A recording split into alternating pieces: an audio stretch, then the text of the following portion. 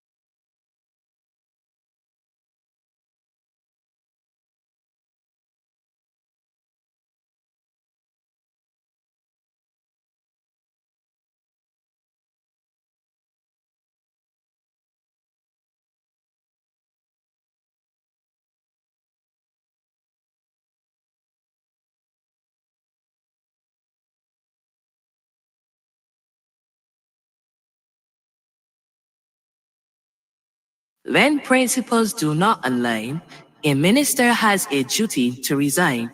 Say what? When principals do not align, Marsha say what? To resign. When principals do not align, Marsha say what? To resign. They have reached such a point. Galam. They have reached such a point. Galam. They have reached such a point. Galam, galam, galam, galam, galam, galam. I received a letter from the Honourable Marsha Carroll asking to be relieved of her duties with immediate effect. And she was removed. With immediate effect. She was removed. Can we save some of it for us? No. Save some of it for us? A long strips, a short strips, a flat strips, a big strips. No. We have spoken a lot about heritage. Right now, there's a simple obelisk standing in commemoration of the landing to tell the story of this site. Not just of English settlement, but the story of the Amerindian community who were here before all of us, our indigenous population who were decimated. No. I understand that there's tremendous economic value for any beachfront in Holetown, but can we save some of it for us? No. Even if we don't. No. Barbie. What you say? Wall to wall to wall. No. Wall to wall to wall. A big strips. Wall to wall to wall. No. Wall to wall to wall. A big strips. Money, money, money. I want money, money, money. I want money. You're fired. I want money. Get out of here. Money, money, money. I want money, money, money. I want money. You're fired. I want money. Good night, good night, good night. Let me know if you can hear me. To resign. When principals do not align, Marsha say what? To resign. They have reached such a point. Galam. They have reached such a point. Galam. They have reached such a point. Galam, galam, galam, galam, lam, lam. Good night, ladies and gentlemen. Oh my goodness, how are you doing? You are watching the Marcia Week Show, and we are coming to you live from Barbados. Sorry about that technical difficulty earlier. We're back in business. These things happen. These things happen, but we are here. We're here. I'm so glad. I'm so glad we got that fixed, because we have breaking news for you tonight. Breaking news that yesterday I went down to Jemmots Lane with my camera, and we're going to show you what we discovered. Just soon, very, very soon, in another couple of minutes, we're going to show you exactly what we discovered at Jemmots Lane. But in the meantime, how is everybody doing? Did you all see the newspaper this today? Everybody was sending me that the newspaper, which is all about the I'm missing now. I'm forgetting. The sound thing threw me off a little bit. But we know that there's somebody, a businessman, that is now suing Hope. You heard that? There's a businessman that is suing Hope, people, for $64 million. Hope seemed to be in a lot of trouble. And then we had the Auditor General's report. Anybody had any time to read that? Hi, Alvin, how you doing? Judy Jilks, how are you? Patsy B, let me just wait. Say hi to my people. Queen B, Teroni Hall, how are you? How are you? How are you? Vernon Garnes, how are you? Bajan Boy. Now, guys, if you see my screen, what's on my screen? This Saturday, it's major. It's major. It is important that we are out this Saturday at 10 o'clock. Do all of what you have to do, what you normally do on a Saturday. Get it done on Thursday and Friday, right? I'm kindly asking you to get it done. That sounds like I'm giving you a command. I'm kindly asking you to try to get it done by Thursday and Saturday, and to get out Thursday and Friday, and to get out on Saturday. Saturday at 10 o'clock. Saturday at 10 o'clock. Folkestone, right? Now, if it is that you are going to have, which you shouldn't have a problem, because it's one straight bus from from Bridgetown, right there in the bandstand, right there in Bridgetown. You take one straight bus, the Holetown bus, and that's going to take you to Folkestone. Leave early, with the police, that we have to start on time, right? We have to start on time. So we're going to start 9 o'clock, and then we're going to walk to Holetown Civic Center. And when we get there, we'll have some a few performances and some speeches, etc. We're getting our banners made, So if you can help us to put some banners together, not writing on them, just sticking them together with the glue. We're going to be at Mr. Franklin's at his office right there in Belleville. Right there in Belleville, we're going to be and sticking the banners together on Friday morning from 11 a.m. So again, give me a call. We need all hands on deck. We need your help. We need your help. We also need financial help. Whenever we do the marches, we're going to come to you for help. We did the roadside parliament, and we tried our best not to come to you for help. If you realize, we did 3, and I didn't come on here and ask, because we go around and we make it happen, among ourselves. But this one, the marches they're pretty big. The expense to them, there's a police permit that we normally, we have to pay for. There's a sound. we have to pay for, and the truck. And this time around, we would like to do a few ads on Barbados Today. If they will take our ads, you know, they had stopped taking our ads for a little time. So we're hoping that they would actually take our ads now. So we want to do some of that. So we're asking you, give us a call, 236-7000. You can also bring the funds at the march itself, but we do need to pay the police ahead of time, right? The police is usually anywhere between $800 to $900 for the permit. So I'm going to ask you kindly, to remember to whatever you can donate. We appreciate it, right? We always have water provided for you free of cost because someone, every march and every roadside parliament, he provides us with water. He can't come on the march himself, but he provides water for us. A young man, very young man. And we thank God for him. So we'll have water for you, wear your proper shoes, but we do need some assistance. We do not have any big sponsor. Please tell David Commission that he's wrong. The people that he's cursing who are sponsoring us, it's you. It's the people of Barbados. Yes? So we're going to ask you to remember that we need your help now.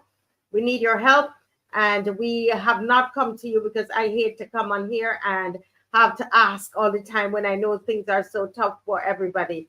But we did the roadside parliament, but now we're going to need some help with the sound, the police permit, the truck, and the advertising. Call me 236-7000 so that you can, get the banking information and you can assist us, especially with that $800 to $900 to the police, which we have to pay up front before we can do the march. Okay, very important. So I just wanted to put that out there for you, right? So a Folkestone bus, I'm being told, is better for you than a Holetown bus.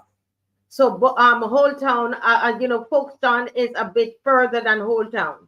So we needed to take the Folkestone bus. So ask for the Folkestone bus. All right, I should not be giving any direction and any transportation information. Oh Lordy. But guys, I can't call everybody, but I see you all, and I know I get your WhatsApp. I don't get to Abraham. I'm getting your WhatsApp messages. I don't get to answer all of them all the time, right? But believe it or not, I am getting the messages, and I am reading and listening. I can't respond to all of them, okay? And I know you understand that. But thank you for every message. You are researching. You're making it happen. It is happening.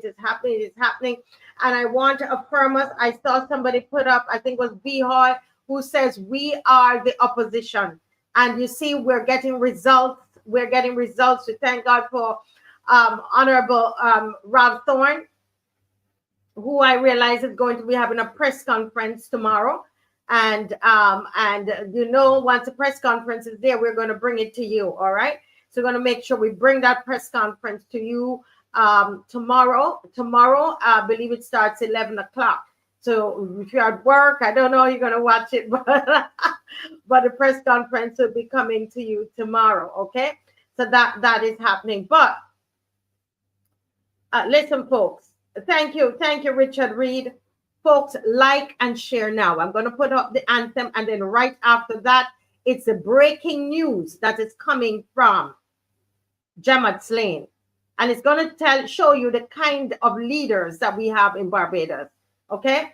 So that's coming up right now. Okay? So let's go right into the national anthem of Barbados.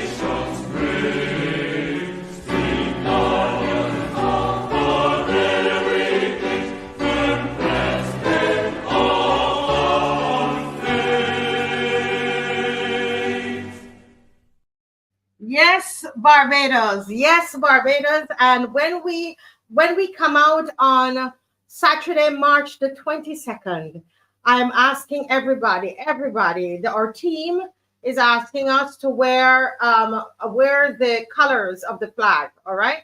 As much as possible. We're going to wear the colors of the flag. This is a love march. It's a fight to preserve Barbados' heritage and coastal lands. We have 2 flyers, 2 posters. We are going to need you to help us to get the word out, folks.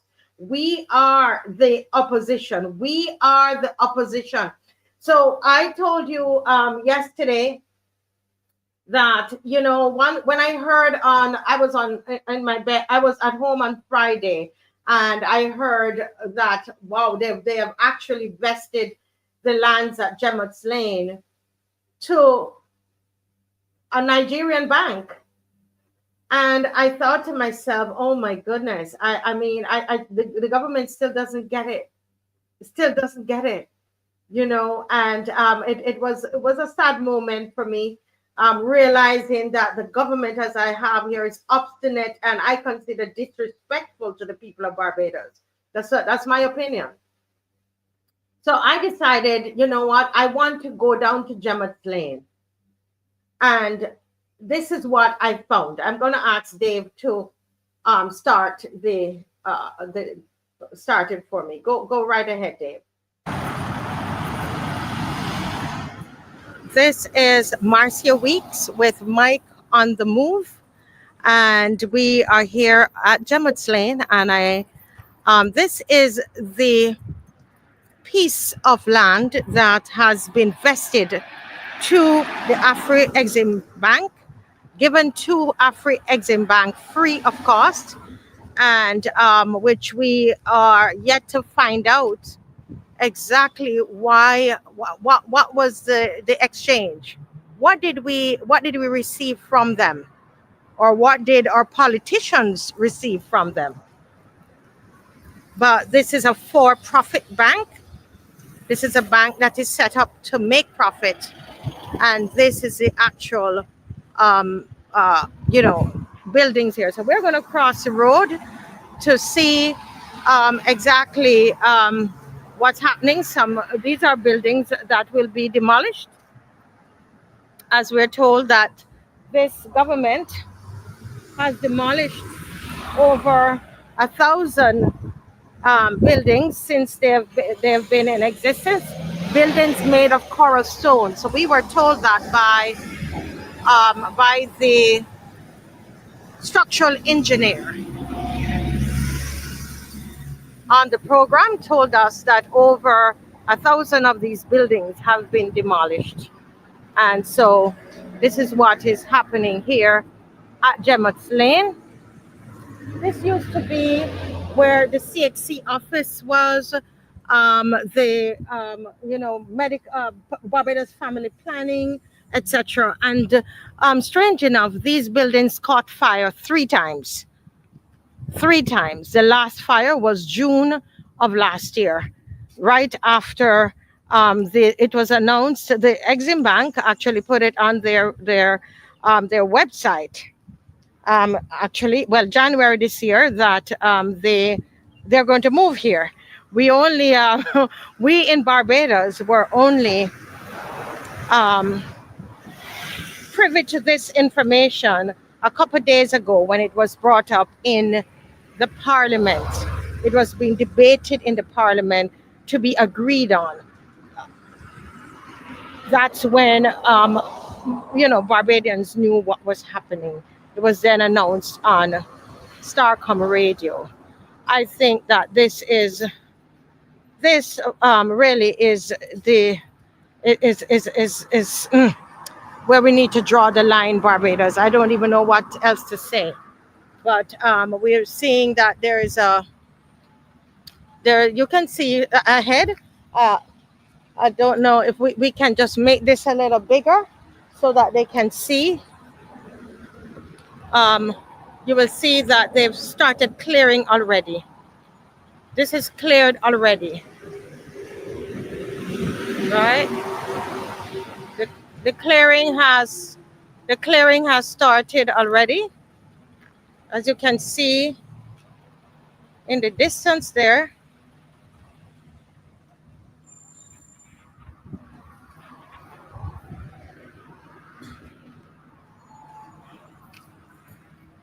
Yeah. This is a piece of history that we're not going to see anymore. Hello, how are you doing? Yes, we're just looking at a piece of history that's going to go. Yeah. You can still take it apart. Yeah, you're going to take it apart? Yeah. You're going to smash down all these buildings? Everything is going? Everything. Wow, what's the name of your company? Sham Trucking Services. Let me make sure the viewers see Sham Trucking Services. How long you've been in business? 5 years. 5 years. Yeah. Wow, and Sham Trucking Services. There, and you saw his number there. They have the job to break this down. And how does that feel? You're gonna break down. I mean, but isn't this coral stone? What are they gonna do with some of this equipment? Some of this material? I think they're using it as NCC. Oh. NCC, yeah, for beautification. Yeah, they're gonna reuse it. Yeah. Oh, okay. All right. Are they gonna sell any of it, you think? I'm not sure. Not sure because this will be good stone to think. Yeah. So what? That's your vehicle? Yeah. Can you walk with me over there? What are they doing? We're leveling out there for the opening ceremony, which will take place next Monday, which is the 24th. Oh, there's an opening ceremony. Yeah, the groundbreaking. The groundbreaking. Wow. Yeah. But we only heard of it on I didn't even realize it was happening. I only heard of it on Starcom yesterday, and they're having a groundbreaking next Monday already. Yeah. Oh my goodness. Wow, you're doing a fantastic job here though. Yeah. So you're here where they will do the ceremony. The groundbreaking will be here. the groundbreaking is going to be here on Monday the 20th. So, folks, this is what I wanted to show you. I was the most surprised. So you're hearing this for the first time, the very first time on the Marcia Week show. This is breaking news. You're hearing the date of the proposed date for the groundbreaking ceremony. This is for something that we were just privy to. We just heard of it on Thursday. Only Thursday the nation heard of it.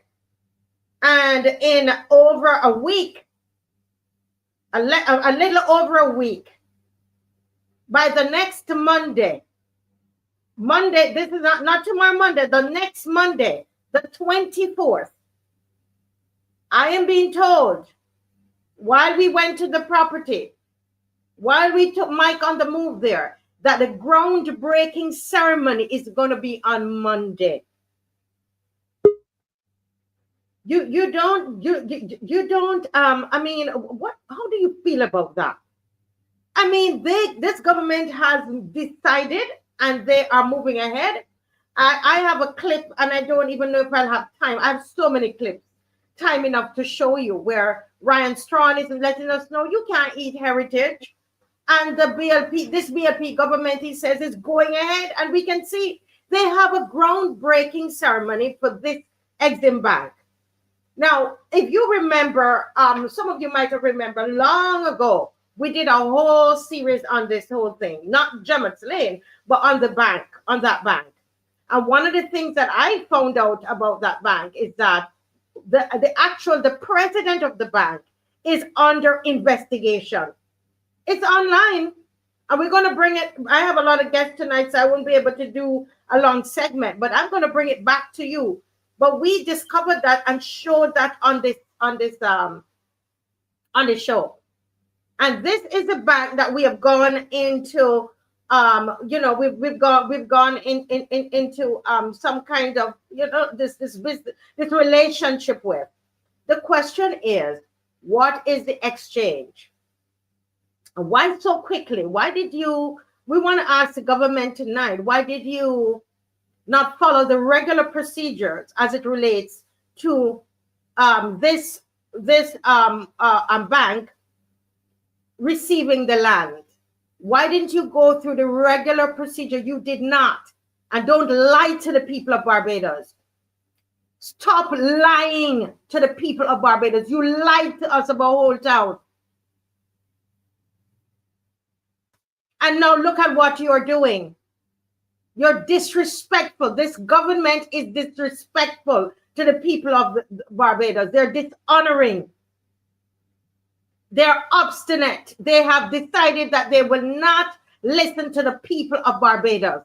They have made up their mind that they don't care. They do not. They have made up their mind they don't care.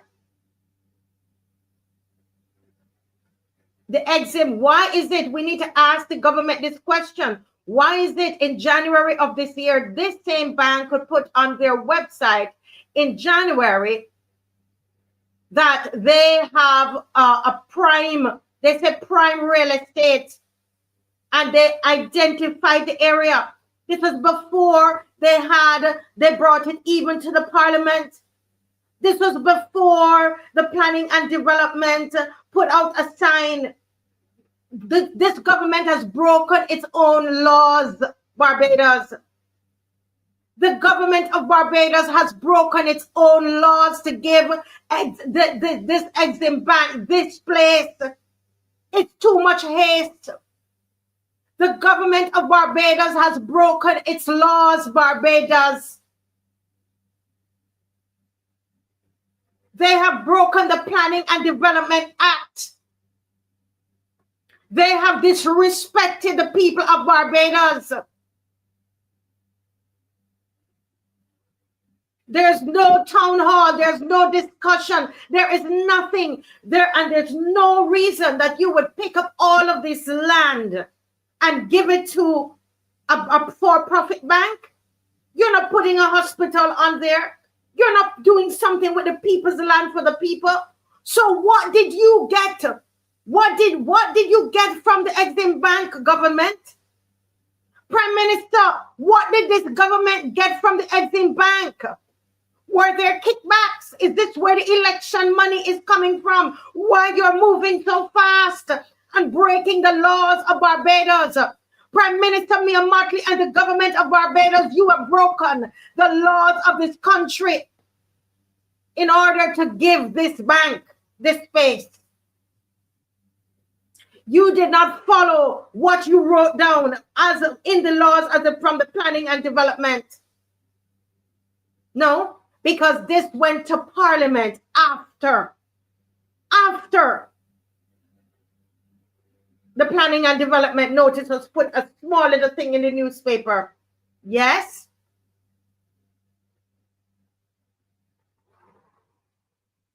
The very thing that is on there right now, there is a sign up, my people, my Bajan people. And normally, if you go to the one at Trent, it will tell you that if you have an issue that you can call this number. Not that sign, because the sign that's at Jemmots Lane, it does not say that. It does not say that. Right? Now they're saying for more information on the proposal and to tell us what you think to call there. So we're going to tell you what you think, and you have planned, you started to clear the land, and you have started to plan a breaking ceremony. There is a groundbreaking ceremony on Monday.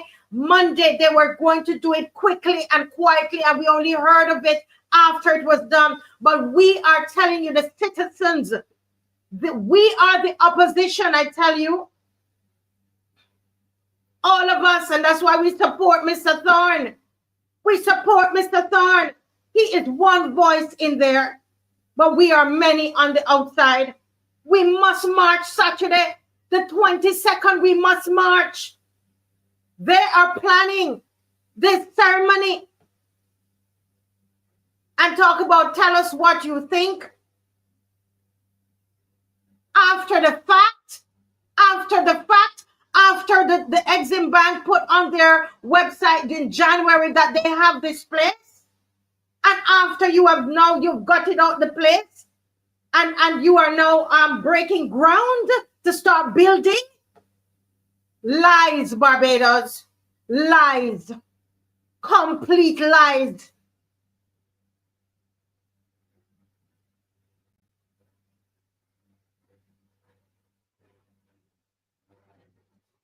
Complete lies.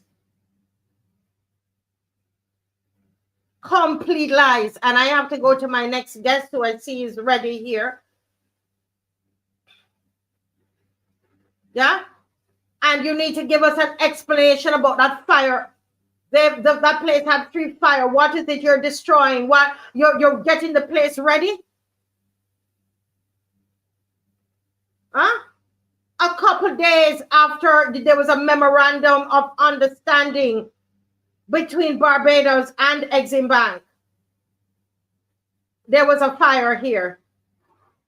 Why? You have so much to answer to. I never call anybody a liar. I said this particular issue, on this issue, and on Holetown, there are just too many lies. We are sick and tired of the lies of this government. You have lied to the Barbadian people. We're going to come back to this issue again a little later in the program. But at this time, we're going to talk about the Westminster system. And I see my guest is here, Adrian Hinds. And this section really is coming from what we call Dumplings from the Diaspora. And this is where we invite those in the diaspora to share their thoughts. They're still part of us. And Mr. Adrian Hinds gave a fantastic session on Friday, and we invited him back. Now, when I did the ad, I put an extra I in Westminster system. And thank you for the person who corrected me on that. So I think I did the right thing here. Okay. So let me just bring Mr. Adrian Hinds into the session tonight. Good night, sir. Hello, Marcia. Hello, Dave. Hello, loyal opposition. It's good to be with you guys again. I heard the passion that as you excoriate the government, rightly so. This government is unaccountable to us, and unfortunately, that's something that happens a lot in Westminster, given the type of prime minister you may have from time to time, that they exercise all the powers of that office to the detriment of the people. Yeah. I see the fires there in Jemmots Lane. It made me chuckle because there was one person in the political class of Barbados, not calling any names, who was known as the Minister of Fire. So you might want to look into that and see who that person was. A Minister of Fire. I wonder what Minister of Fire. I think they're still alive too. So I don't know if they might have had. Oh Lord, I'm writing that down. Yeah. Yeah. So, folks, last Friday we dealt with Republic, and what I'm trying to do is to get Barbadians more tuned into how our system of government operates in reality. And I thought by taking topical issues and addressing them through an understanding of the system might be the best way to get people tuned in to understand it. And I think it's important to understand what we have as a system to better able to find the right solutions to deal with this type of governance in practice and in reality. So last Friday, I asked the question, was Barbados a republic in practice? I concluded through, I believe, a set of facts that it was. And just to recap slightly, we were practicing, we had elected officials, held power. The monarch had a symbolic role, and Barbados was self-governing. Barbados was already operating like a republic since 1966. We had representative democracy since 1951, and that continued in 1966 when we became independent. So in addition to representative democracy, we had a constitution, and we were a sovereign state.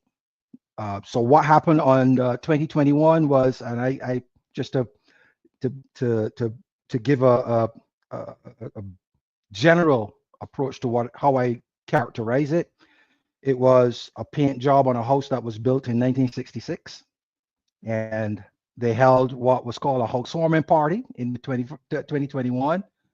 And true to that, people walked away believing that something fundamental occurred in 2021. No, the house that Barrow built in 1966 still stands in 2021, 2025. Can we go to the next slide?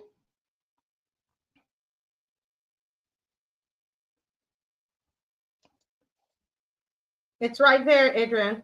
Okay, great. Yeah. So I pulled this out to give a sense of where sovereignty should lie in a democracy, in a republic, right? Mm-hmm. And I'm just going to read off a couple of things from Thomas Paine, who was a English philosopher that came to the US, and he wrote a book called Rights of Man. And in that book, he excoriated what was Westminster at the time. Has some really strong points in there as to why Westminster is really or shouldn't be classified as a republic. Mm-hmm. So I asked the question, is it explicit and express that the people of Barbados are sovereign?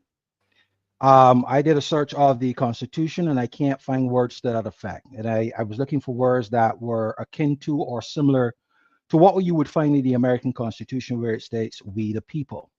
Yeah. So I concluded, no, it's not stated in the Constitution of Barbados that the principle of popular sovereignty through democratic governance and representation is but only implied.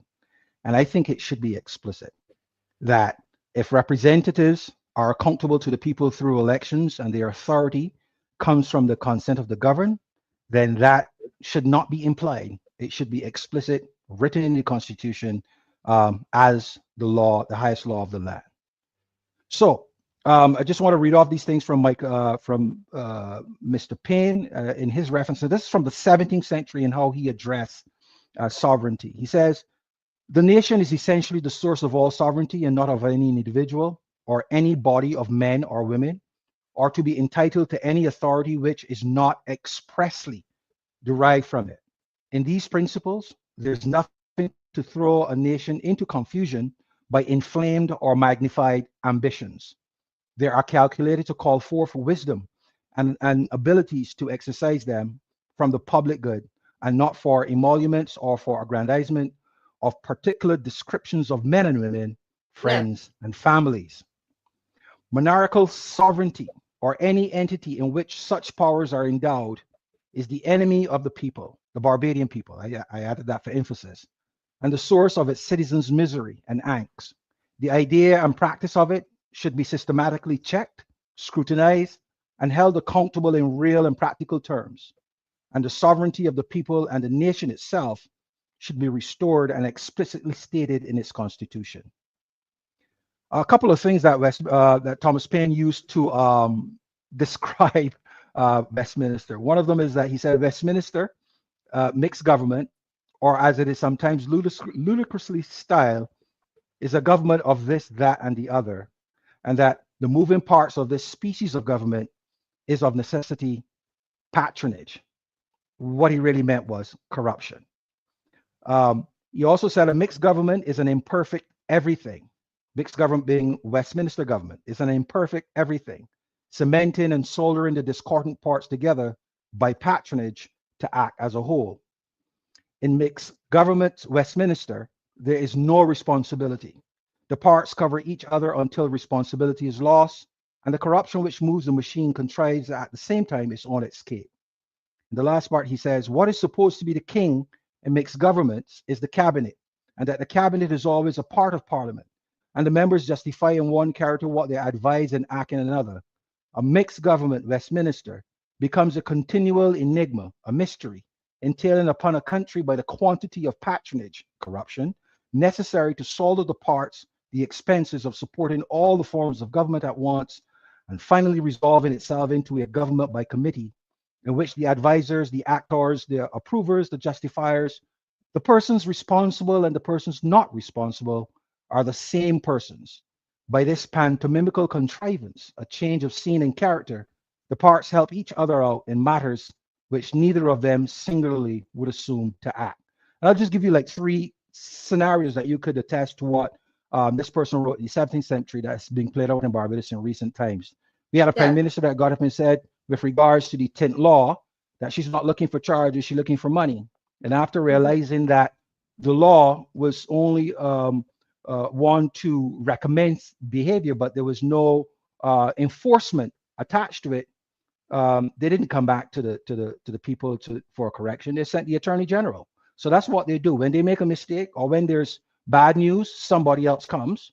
When there's good news, the prime minister goes. We had the deputy prime minister came in front of the media and said to Barbadians that what she's about to address is not her speaking as deputy prime minister or as a member of the cabinet, that she's speaking as the representative for her constituency with regards to getting roads fixed in her constituency and some other things that she needed fixed. And I'm like, who is she talking to? You know, when you pretend to be one thing, when you are actually part of the system that is required to produce these things, right? So that's how they try to separate it and confuse people, as if, you know, the parliamentary representative is not a member of the cabinet who is responsible for running this country. So when they try to put on one hat and talk as if they're talking to somebody else, they're really talking to themselves. So that's where the pantomimical contrivance and the mystery of this whole Westminster duopoly comes into play. All right, so next slide. Sorry, go back to what is Westminster? I just want to touch on that real quick. Yeah, what is Westminster? I know it's just a question there, but the word, and I do the same thing that you're doing, Marcia. The word is Westminster, but Westminster flows off my tongue easier. So if I say Westminster, I mean Westminster, right? So I know some people will get, you know, try to throw you off because or suggest that you don't know what you're talking about because you're referring to it, that your pronunciation is Westminster instead of Westminster. So the word really is about three things. It's about a city, it's about a building, and it's about a system of government. And that the system of government is practiced in the building, and the building is located in the city. All right, next slide. Right, so Westminster is a city or borough of London. All right, let me just go down here. Westminster is officially a city in London. It is known as the City of Westminster. It's one of two cities within Greater London, the other being the City of London. Key facts about Westminster: it's a city and a London borough, officially the London Borough of Westminster. It is home to many key government buildings, including the Palace of Westminster, which is the Houses of Parliament, Buckingham Palace, and 10 Downing Street. It was granted city status in 1540 by King Henry VIII. It is part of central London, bordering on the City of London to the east. So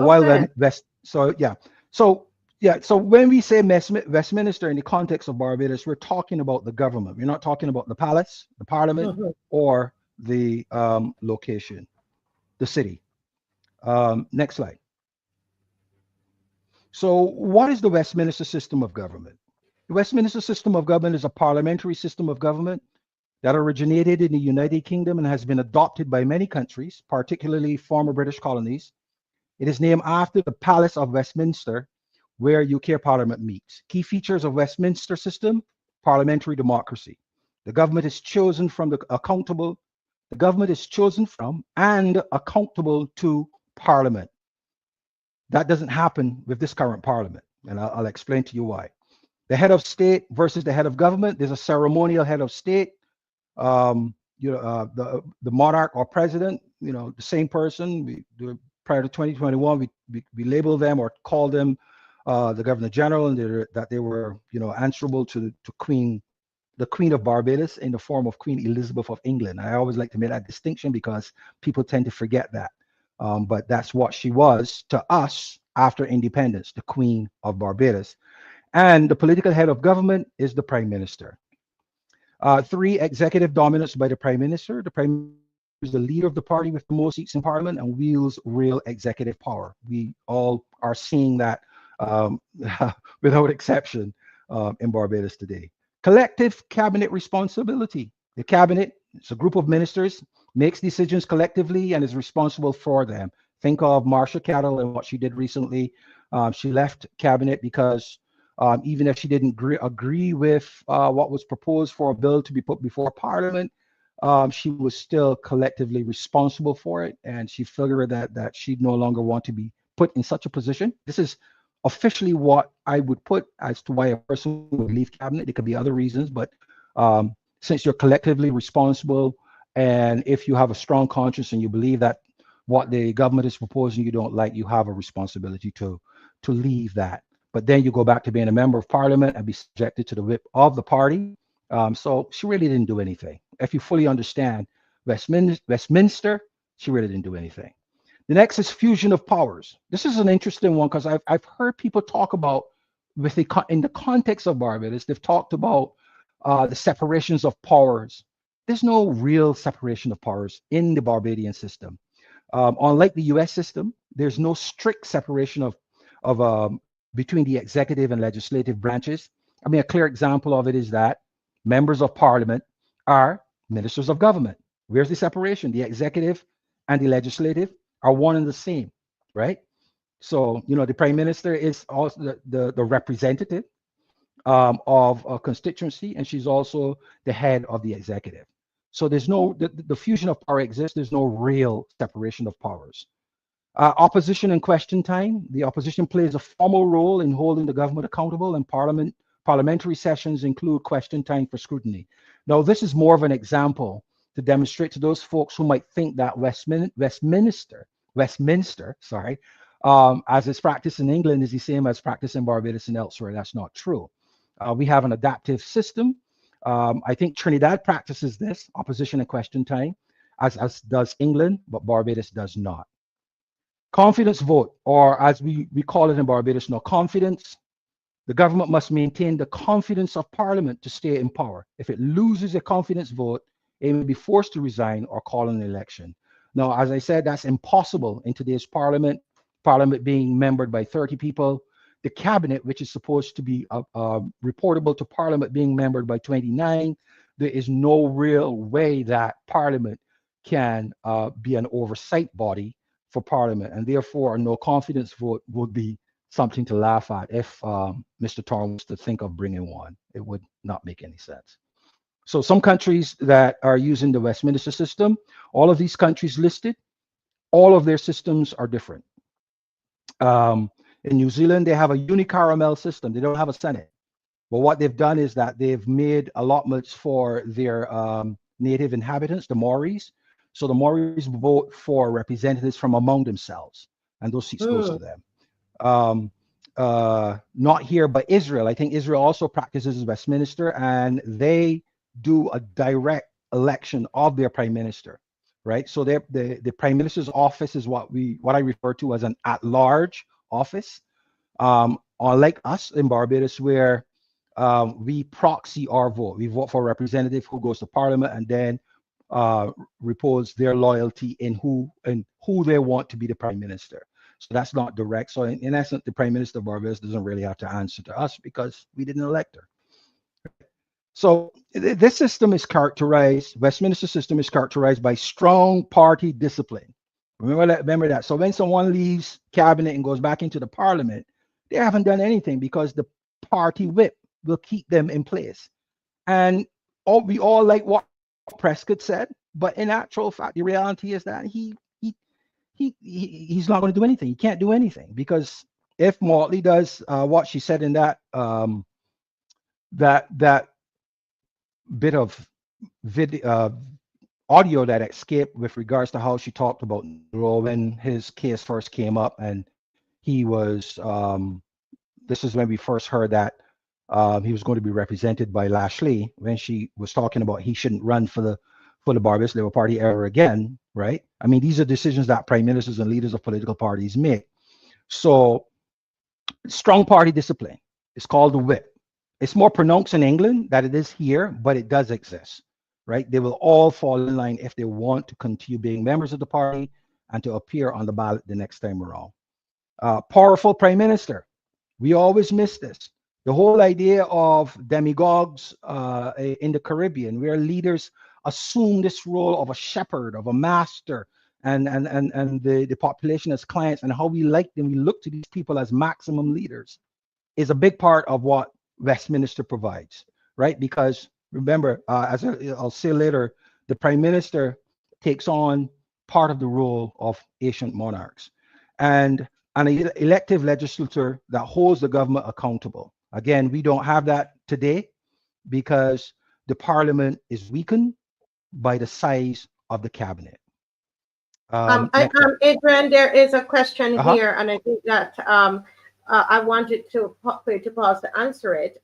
They're saying, so if the administration is not performing adequately, they're asking that if there's nothing that can be done to change things for the better. And this is this keeps coming up almost every night. There's no vote, no confidence vote. That is out of the question. In this current parliament, systematically, there's nothing that can be done.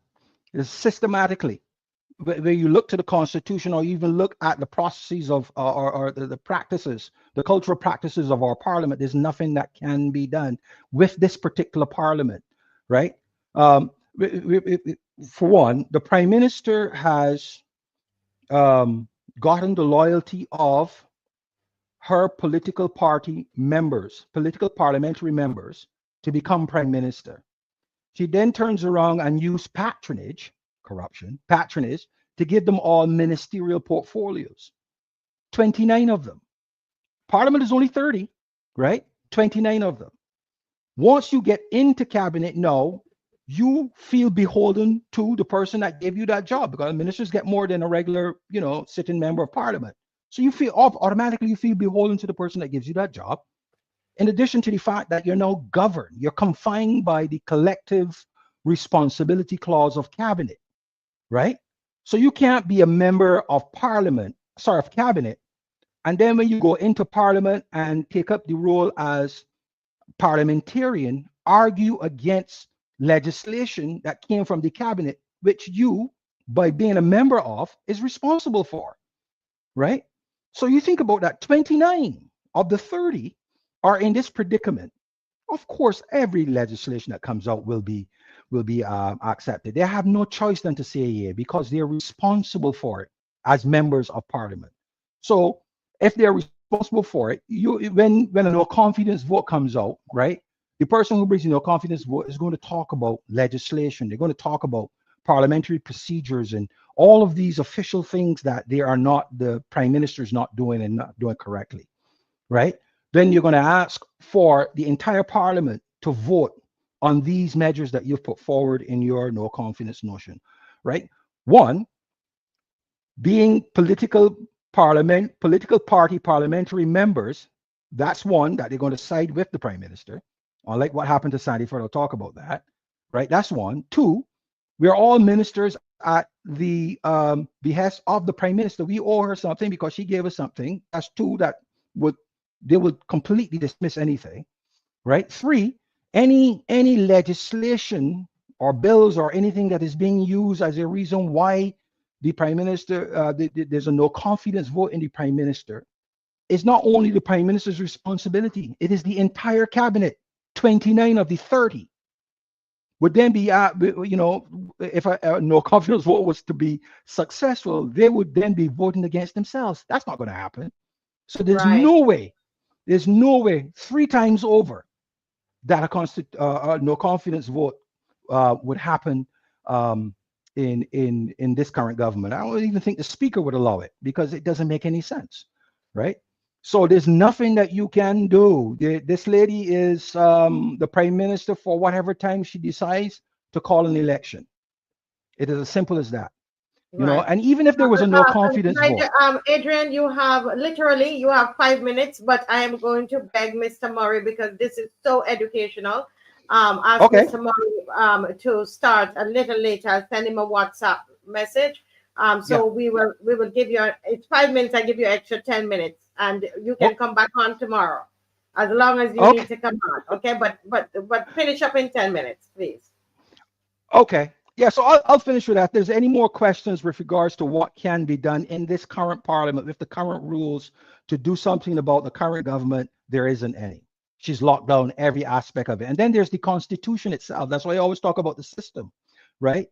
If there was ever to be a successful no confidence vote against a prime minister, Section 65 of the current constitution literally gives the prime minister the right to select a successor or to call an election, right? And if they don't, at that point, then the constitution empowers the president to prorogue parliament after, I think, 90 days or something like that. So if the no confidence vote was supposed, as I said already, it's not going to happen. But if it were to happen, Section 65, the prime minister can just throw everything out And what would be the point? Because the idea is that a prime minister, the intention in England is that a prime minister should be able to arise. Prime ministers come and go, let me put it that way, in the life of a parliament in England. You get Cameron, and then after him you had Theresa May, and you had somebody else, all within the same parliament. And that's normal for British politics. But in Barbados, I know confidence vote is a big thing, and they make it into something that it really shouldn't be. And the fact that the Constitution allows a prime minister to pick their successor, that prime minister could get so upset and say, you know what, I ain't picking any of y'all. Y'all upset me. Y'all take away your my perch, and therefore I'm going to call elections and just throw the whole thing. So that would stop anybody from going through a no confidence vote. I can speak more to this, but I'm mindful of the time. Next, also the next slide is here. So this is just to give an origin of Westminster, right? Westminster system gradually evolved in the United Kingdom over several centuries, with its founding tracing back to the Magna Carta and the development of Parliament in the 13th century. Key events: the Magna Carta 2012 established the principles that the monarch's power was not absolute and required consultation with nobles, the barons at the time.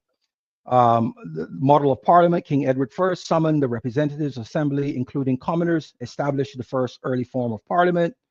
The English Civil War strengthened the idea that Parliament, not the monarch, should govern.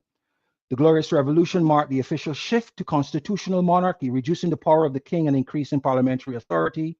The rise of a prime minister, Sir Robert Walpole, is often considered the first de facto prime minister, as power shifted from the monarch to a leader chosen by Parliament, and the various reform acts that brought in adult suffrage and brought more people into the process. Why did Westminster system emerge? Needs for checks and balances, limit the power of the absolute monarch and ensure government accountability. Expansion in democracy as more people gained voting rights. Elected representatives became primary decision makers. Efficiency in government. The system allowed a stable government led by a majority party while maintaining opposition oversight. So this is a government taking control from an absolute monarchy. But what we've done in Barbados is, right, that we have all of these things, but we took most of the ancient powers that made a monarch absolute and put them into the office of a prime minister within representative democracy, within a republic. And that is the problem. That is what the leader of the opposition spoke about. How can you have a republic with a Westminster constitution?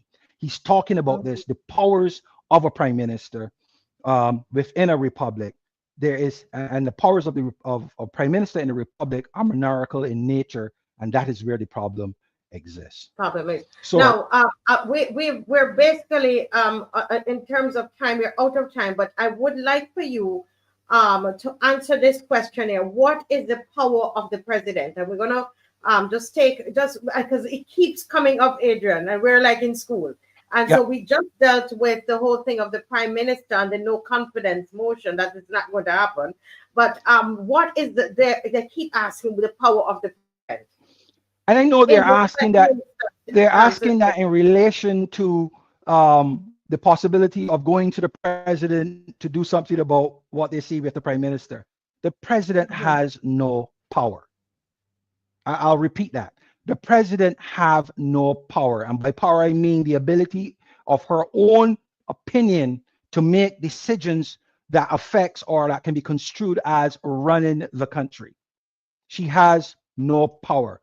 She's there as a ceremonial figurehead. Go back to the video of Mr. Stewart and what he said about Queen Elizabeth. Now, if Queen Elizabeth, as Queen of Barbados, as Mr. Stewart said, was just ceremonial, just figurehead, had no power or say in the running of Barbados, how could her representative, the Governor General, now the president, have such powers?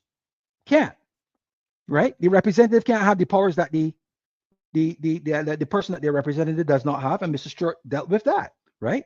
The president has no powers other than what is confined in the Constitution of Barbados, right? She's guided by the Constitution. She has no absolute powers as a monarch would have. She cannot do anything without being guided, right? I mean, I addressed that, and we're out of time, but yeah, she has no powers. Anybody who wants to, I had one person that tried to challenge me on that with regards to a prime minister picking, sorry, the president picking the prime minister and point to the Constitution. And the language certainly suggests that the prime minister, sorry, the president has certain powers to select a prime minister, but that's not true. What he's saying is that the prime minister, because somebody can leave the House Assembly, a member of Parliament can leave the House Assembly and go to State House and say, hey, look, I have the majority. The president is empowered, right, to ensure that what that person, that parliamentarian came and told her is correct. That's the power that she has. She has to conform or confirm that what this person is saying is the truth, right? But once it is determined to be the truth, the Constitution tells her what she needs to do. She can't step outside of that. So that if a minister, if a member of Parliament comes and presents her with a letter saying, hey, look, I have these number of people in majority reposing their loyalty in me, therefore I should be prime minister by the Constitution, she then she's empowered to call each of those individuals and says, is this true? What is on this letter? And if it's true, then the Constitution says the person that has the majority loyalty of all parliamentarians shall be the prime minister. So you get that. So then she makes that person prime minister. But did she did that of her own fruition? Was it her own opinion? No, it wasn't. It was the law that told her to do that. So the president is a mere figurehead, mere ceremonial, like she was when she was a governor general, and supposedly being the representative for a ceremonial monarch in Queen Elizabeth. As Stuart said, Queen Elizabeth was ceremonial not only in Barbados but in England, which is very true. Yeah. The last time they had an as you close, this has been so very good. I mean, it's been said on the show in different ways, but just to have some time to dedicate to it is wonderful. So let me ask you, just explain what Mr. Thorne did. So you're saying that he could not stay there because of the collective, you call it collective responsibility. He could not vote against legislation because he would be there, and once he's part of that party, he's collectively is responsible. It's like you're saying right now, Trevor Prescott said this or said that, Marsha Cattle said this or said that. They're still part of the party, but he had to leave in order to be able to to criticize legislation, to come up against legislation, right? You're mixing a couple of things. He was never a member of the cabinet. Cabinet, that's true. Right. He was not a member of the cabinet. He left the party because he no longer wanted to abide by the whip of the party because the party were doing things that he did not agree with. So he left the party. Right. And that's a fair thing to do. Right. If the party no longer, I mean, he's not the only one. A big name that did it was Arthur. Arthur said the party lost its soul, and he resigned from the Barbados Labour Party. Even though they tried to minimize that part of it, he did. He left the party. He said he's no longer associated with it, and so he felt free to talk about it. And that's sad. That's one of the reasons why people stay away from partisan political party politics, is because of this adamancy that people pay some overbearing loyalty to the party and to its leadership, that you cannot, even though they may be doing something wrong, you are not supposed to say anything. That's ridiculous. And that's why people don't join political parties in Barbados. I personally wouldn't put myself in a situation like that. I'd never give that kind of loyalty to a man or a political party. That's ridiculous. You know what I mean? In America, again, I'm not, want to say or suggest anything that happens in America that Barbados should follow. One minute. Yeah, one the US minute to wrap up. Okay. So any questions anybody have on this? There's a lot to unpack. There's a lot of questions that people have, some held dearly, that I can disabuse with facts, and I'm willing to do that because I think it's important that people understand the system of government that they can then gain the confidence to agitate and agitate strongly for politicians in the political class to come up with ideas, detailed ideas in a manifesto that can bring the 60% of Barbadians that no longer vote, who I am one of them, that, well, I fight in a different way, but I agree with their approach. They see something that the 40% doesn't see, and what they're saying is correct. It's just the way that they're dealing with it. So I would want to negotiate with them to release the hostage that is their vote, to come back into the election arena to bring about a change in the way we do governance in Barbados, because they're needed to do it. I want to do it through the election, through an election. Thank you so much. Oh my goodness, this has been very, very, very informative. Thank you very much. And if you allow me to book you tomorrow night, you will be on tomorrow night, because this I'm making notes. I'm making notes as you're speaking. I can do a better job if I come on Fridays. And I can't. Friday, okay. All right, so we're hopefully I want to deal. Yeah, and I'll finish with this. I want to deal with the idea that we don't have a constitution. We do have a constitution. I want to put, there's a tongue crier, or clung crier, if you want to call him that stands at the corner of Broad Street and Prince Henry William Street, and decry that Barbados no longer has a constitution. I want to put that to rest because it's detracting. It is nonsense. We do have a constitution, and I can prove it factually, and that's the next thing I'm going to deal with. Barbados does have a constitution. Yes, thank you, Mr. Hines. Thank you so much. God bless you. Thank you. You're welcome. Very Take care. informative. Yes, as M. Gardner says. Yes, guys, very, very informative. Dave, go ahead, play the video, and Mr. GLYNE Murray is going to come right in and go right into his topic, because we don't have we have a tight schedule tonight. Go ahead, Dave. I want the people of Barbados to ask the question. Are the people of Barbados entitled to know all aspects of government spending? Are the people of Barbados entitled to make a judgment as to whether that spending is justified? Or are the people of Barbados irrelevant within the public affairs of this country? Must we live in a country in which that information is kept distant from the taxpayers of this country, to whom the monies belong and are held merely by government as a trustee? There are several lawyers in here, and they know what is a trustee. A trustee holds the money for and on behalf of the beneficiary. In this relationship, the taxpayers constitute the beneficiary, and the trustee must do nothing unless the beneficiary has his interests safeguarded and protected. The people of this country, after 1 year of inquiry, still do not know what is this government's travel bill. What I can tell the people of this country is that one flight to New York to the Rihanna dinner cost the taxpayers of this country $120,000. Yeah. That is an excerpt of the Honorable Rod Thorne while he gave his response to the budget last week, I believe it was last week, Wednesday.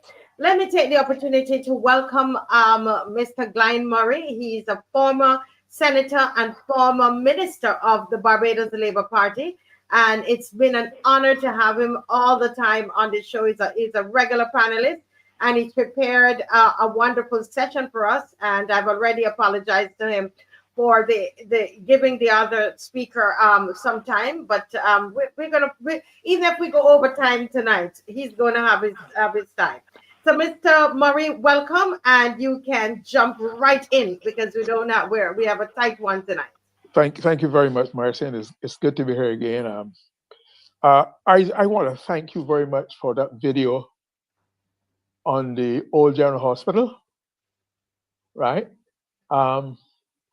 Because it brought back memories to me of some sessions we would have in the cabinet, of which me and Mottley was a member at that time.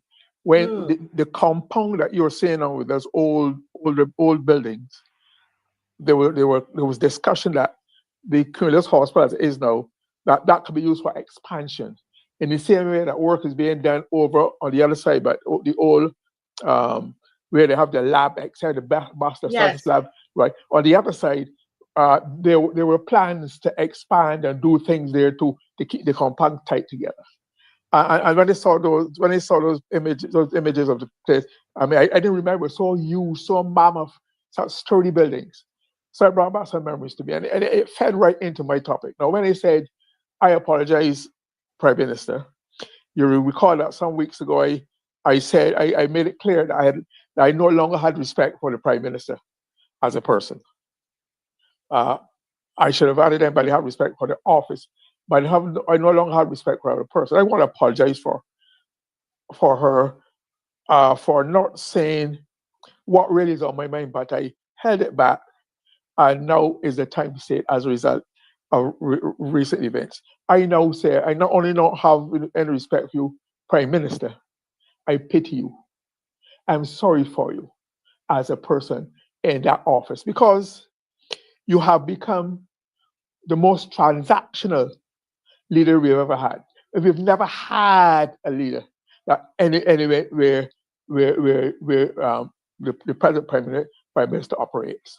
And it seems to me that rather like this project, this incident with the Afri Export Bank, that it seems to me that I cannot imagine any other leader of Barbados wanting to give away the patrimony of Barbados. I consider it cultural genocide, cultural slaughter. This is the patrimony of Barbados. That land has been prime land. I'm sorry, I don't really remember the history of the location, but that has served Barbados very, very well for very, very many years. How dare the Prime Minister takes it upon herself, decides that she's going to vest. And before you get vest, let me use the first slide. Look at the slide, amoral. Yes. A-M-O-R-A-L. If you can read the definition for me. Yes, if we can see the slide, I think if we can get that slide back up again. And in the meantime, guys, make sure we're sharing and liking. Yes. Yes, we might have had a, yes, it's right. It's back up. Go right ahead, sir. Yeah. Lacking a moral sense and concern with rightness or wrongness of anything. Amoral, A-M-O-R-A-L. Lacking a moral sense and being unconcerned with rightness or wrongness or anything. Not only a person, so that definition be amoral, not immoral, amoral, a meaning absent of, kind of consented to divest the land of Barbados, give it away for free. And if Dale could go to the next slide that deals with divest, it would make it even more explicit. Divest, oh sorry, not divest, of the vest, sorry. It said to fully and absolutely establish as a right, benefit, or privilege something that is not dependent on or any contingency or condition. In other words, it's a giveaway, it's a freeness. I could not believe my eyes when I saw the legal document. They will say that for free. How did you get there? What would have gotten in? And the Prime Minister is Prime Minister. The Prime Minister is Minister of Finance. The Prime Minister is also Minister of Planning and Development. So all of this would have had to come through her. And that made me wonder, remember, to me, this is not a policy where there's some concept, some philosophy, some program, some structure. You can follow the logic of it. To give away that price piece of land in the heart of Bridgetown, in a place which is on the verge of expansion and further redevelopment, so that anybody who got that free has a prime asset. How do you give away an asset for that we know, unless there are other arrangements made behind the scenes that we don't know? No, according to law in the house, it was vested, it's free, no charge at all. Now, so to me that's a deal. That's a deal made. What are the details of the deal? What is in it for Barbados, like you asked, Marcia, what is in it for the country? Now, when I read upon the Afri Export Bank, The bank has, I think, 5 branches. Has its headquarters in Cairo, right? And it has other branches. What I'm wondering, I read the other branches, just the names of them, where they are. It has headquarters in Cairo, Egypt, and branches in Abidjan, Harare, Abuja, Kampala, Yaoundé, and the Caribbean, Barbados. Now, if Barbados, to get that headquarters, had to give it free and asset free, I'd like to know what were the others asked to give, or was it demanded of us, or was it a sweetheart deal to sweeten the pot to get other things? Because I'm putting all things together now. Does it have anything to with this arrangement where it's free?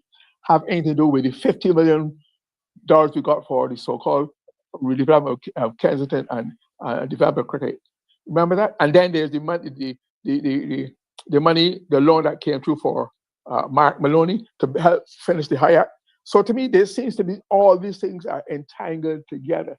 And was this land thrown as a freebie to get consent or what? It does not make sense. It is not fair. It is not right. It is not moral. You know what is so offensive? The Prime Minister's action in this regard is coming at a time when more and more Barbadians, and even the very younger ones, I was talking about one at 16 who said, I can't foresee myself being able to own a piece of the rock. But so people are you would know from the work of the CIVIC show and the loyal opposition and the marches and the demonstrations, etc. in George River, at Bathsheba, at Holetown, at Trent, at Gibbs, all we are complaints also about other aspects in Barbados. All the coasts of Barbados are being made unreachable and affordable, and even inaccessible to Barbados. So what would get into a person's mind to make the fact in that country you will give away? And somebody was telling me that is a massive thought in the heart of Bristol. I would try to get somebody to give me what that would be valued at today's rate that you are giving away for a commercial venture. When they are making their billions and billions and billions of profit, what will come to Barbados? I heard Minister Dwight Seldon, who really is just a mouthpiece. He's a clown for a minister, right? Trying to justify it, saying that, or we get hundreds of jobs, etc., and that he tried to equate the African import bank, which is a commercial bank dedicated to making profits for its shareholders, which is his right. He's trying to say that this is nothing unusual because Barbados, this is like when Barbados gave headquarters to the Caribbean Development Bank, or what is it, Caribbean Development CXC, the World Health Organization, UN House. It is not so. Those are developmental organizations. They are not there to make profit. They are contributing to the development of Barbados and to the Caribbean. So they're two different animals altogether. And I believe, I had hoped that Minister Sullivan would know any better, but he clearly is not. I remember very well during the estimates, and I raised it when he was selling this idea of when he was trying to justify the continued existence of hope. He was saying that when he was questioned by leader opposition about the cost of the houses, whether at cost price or below price of rent, he's saying that they are revolutionizing households in Barbados. We are using a model. We are using a model that will revolutionize it. And when he was finally drilled down, he made a little sense. He said, what they are doing, he was talking about what they are doing is transferring the person who wants the house to a commercial bank. And he called it leveraging the assets of the bank, which are, how can you leverage somebody else's assets? Looking for it. So he therefore was totally at sea, and to try to say that try to equate this bank with what the role that these other banks and institutions do. Caribbean Development Bank, CXCs, they have headquarters agreements between the CARICOM, etc., and Barbados, CDB at Barbados. Which leads me to wonder, if he is equating them, these other institutions, the Caribbean Development Bank, CXC, etc., UN House, PAHO, etc., they have, some of their staff have duty-free, some of them have diplomatic concessions and arrangements. Is it possible that we don't know? We can only speculate, given how this bank has been known to operate. I myself have been following its career, and it's not stellar. It's not stellar. Has a question about it. Is it possible that they will have duty-free status, diplomatic concession, diplomatic immunity? Would it be that they would get a CD license plate? All those are practical things that we need to know, and we do not have a clue. We are left wondering. And as I was thinking about this tonight, I remember my Shakespeare. There's a part in Shakespeare where Brutus says, of what does this or Caesar, upon what meat does this or Caesar feed that he's grown so great? Upon what meat does this or Caesar feed that he's become so great? I had to wonder the same thing about the Prime Minister. What is she eating? What is she drinking? What that something no other leader Barbados ever thought to do. She has decided she's going to do. What is in her brain? I said maybe she made a reference during the speech recently about I saw where something called road. Do you know what road is? Marcia? Road is ROAD, an acronym. It's regaining our African destiny. So I never heard her ask me if I want to have my African destiny regained, whatever that means. But she's hell-bent. And I wonder if this fits into that. How can you regain your African destiny by giving away the patrimony of Barbados to an African private sector institution out to make money that does not directly benefit Barbados? Something is not right. Something is wrong. And when you think of, I remember, I always go back to that statement in that document she's produced, and she wrote, and she signed a letter advocating and promoting Barbados as a haven for development. When she made it clear that they have amended the plan and development, they now have a new plan and development act, where when you apply with a presumption in favor of development, with a presumption in favor of approval. That is why the African Infant Bank could have gone ahead and taken all these steps, where you are on the verge of having groundbreaking, and the whole process has not been fulfilled, has been gone through, because they know it's a done deal. And therefore, it's sad. It's sad to see that an office, someone is in office which most of whom we have admired and held dear. Some were politically more successful as others, but none has even come close to bring the disgrace to the office of Prime Minister that I think the Prime Minister is in doing. And I call it cultural genocide, cultural disaster. She is wiping out.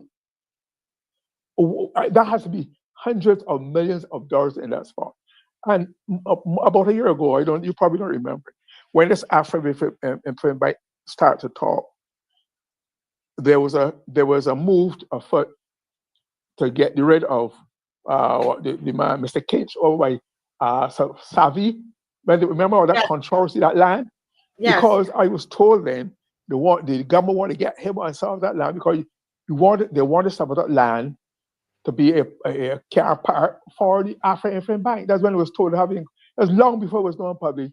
They want to put that land to use as a car park for the bank. So this is a deal, a plot that has been long in the making, very intricate, very tightly woven, and we are now seeing the manifestations.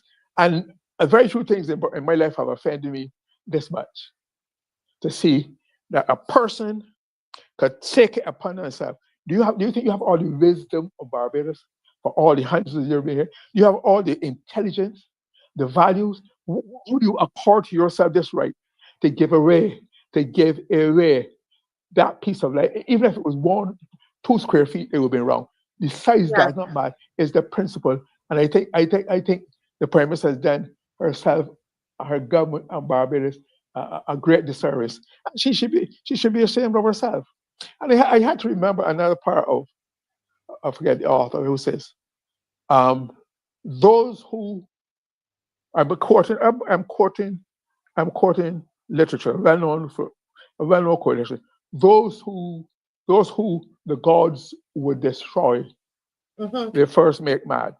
That came to my mind. Whatever that means, those whom the gods would destroy, they first make mad.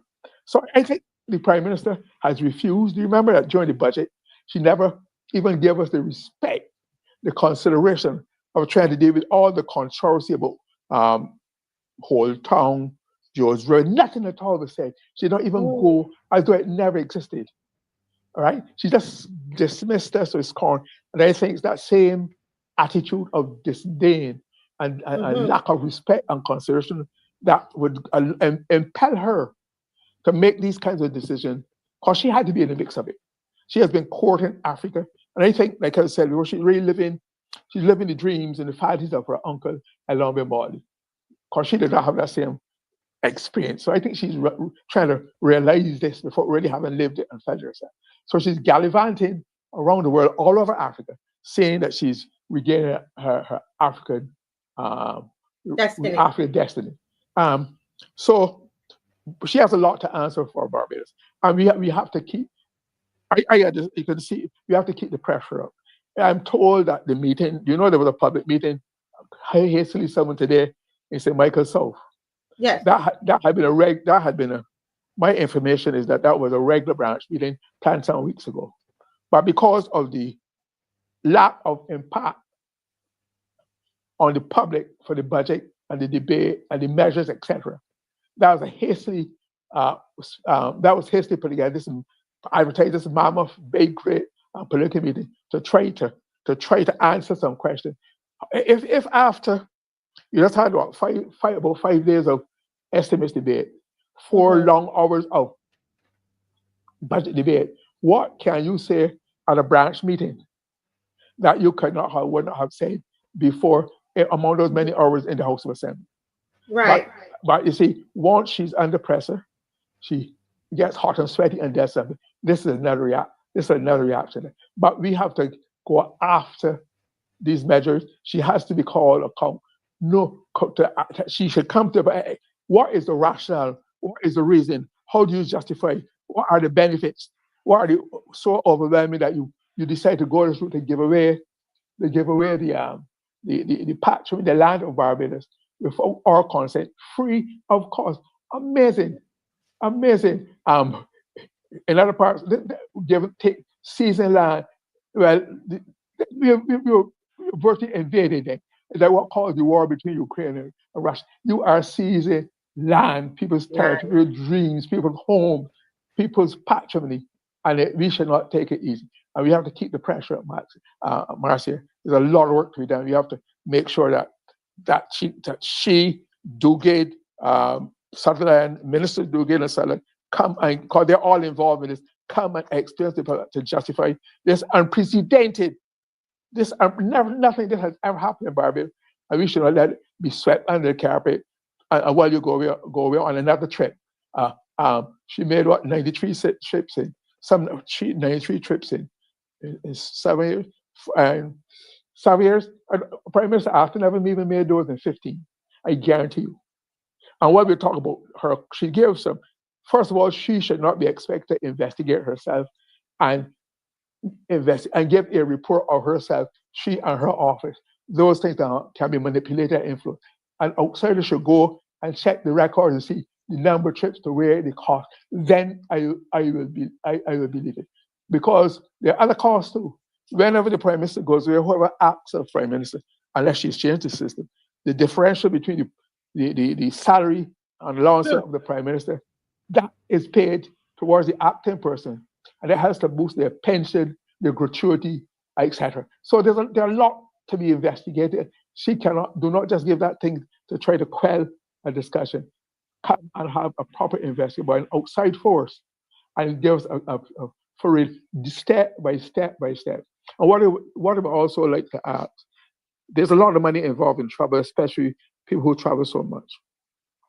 But I'd like to know who the system that I was familiar with and the operator under our practice, that the BLP practice, then they don't know what this other BLP is, the one that when after said lost its way and lost its soul. Clearly, the Prime Minister's lost his soul of the BLP in this matter.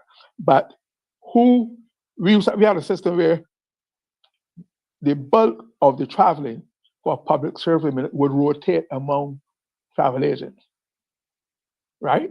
The Prime Minister would have but the others today be this body's turn, and they'll have, so everybody gets to enjoy some of the taxpayers' money. I don't know if that's still done, if it's shared around, or whether people are holding on to plum position and plum travel and making a mint at the taxpayers' expense. That is something I would like clarified, because it's the taxpayers' money. You should know how it is spent, to whom it's going to, and it's not being desecrated by patronage and being gobbled up by the family, friends, and fornicators at all levels.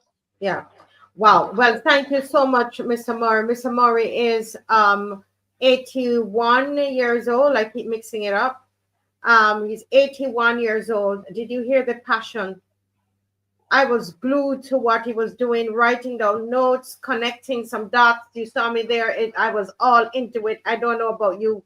This was amazing, Mr. Murray. I feel the passion.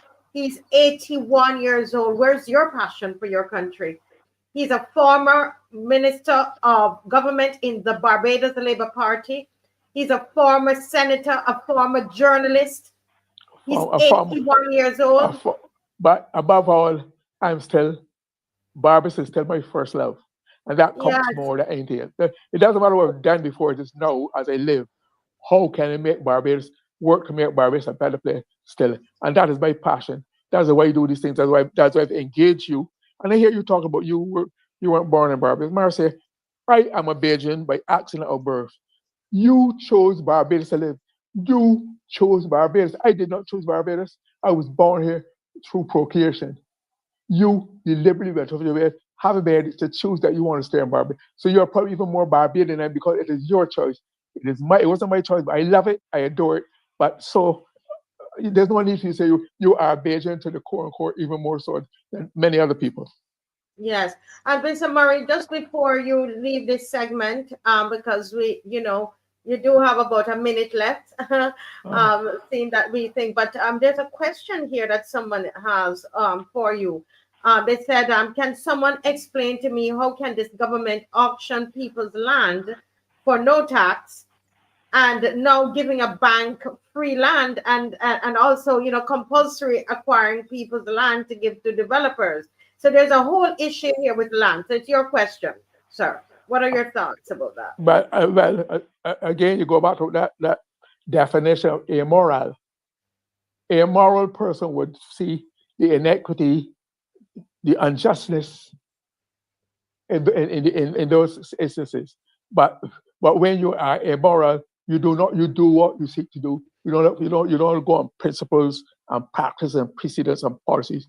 You do what is transactional. It's a transaction. So you do what it is to make the deal work. Yes, sir. Thank you so much.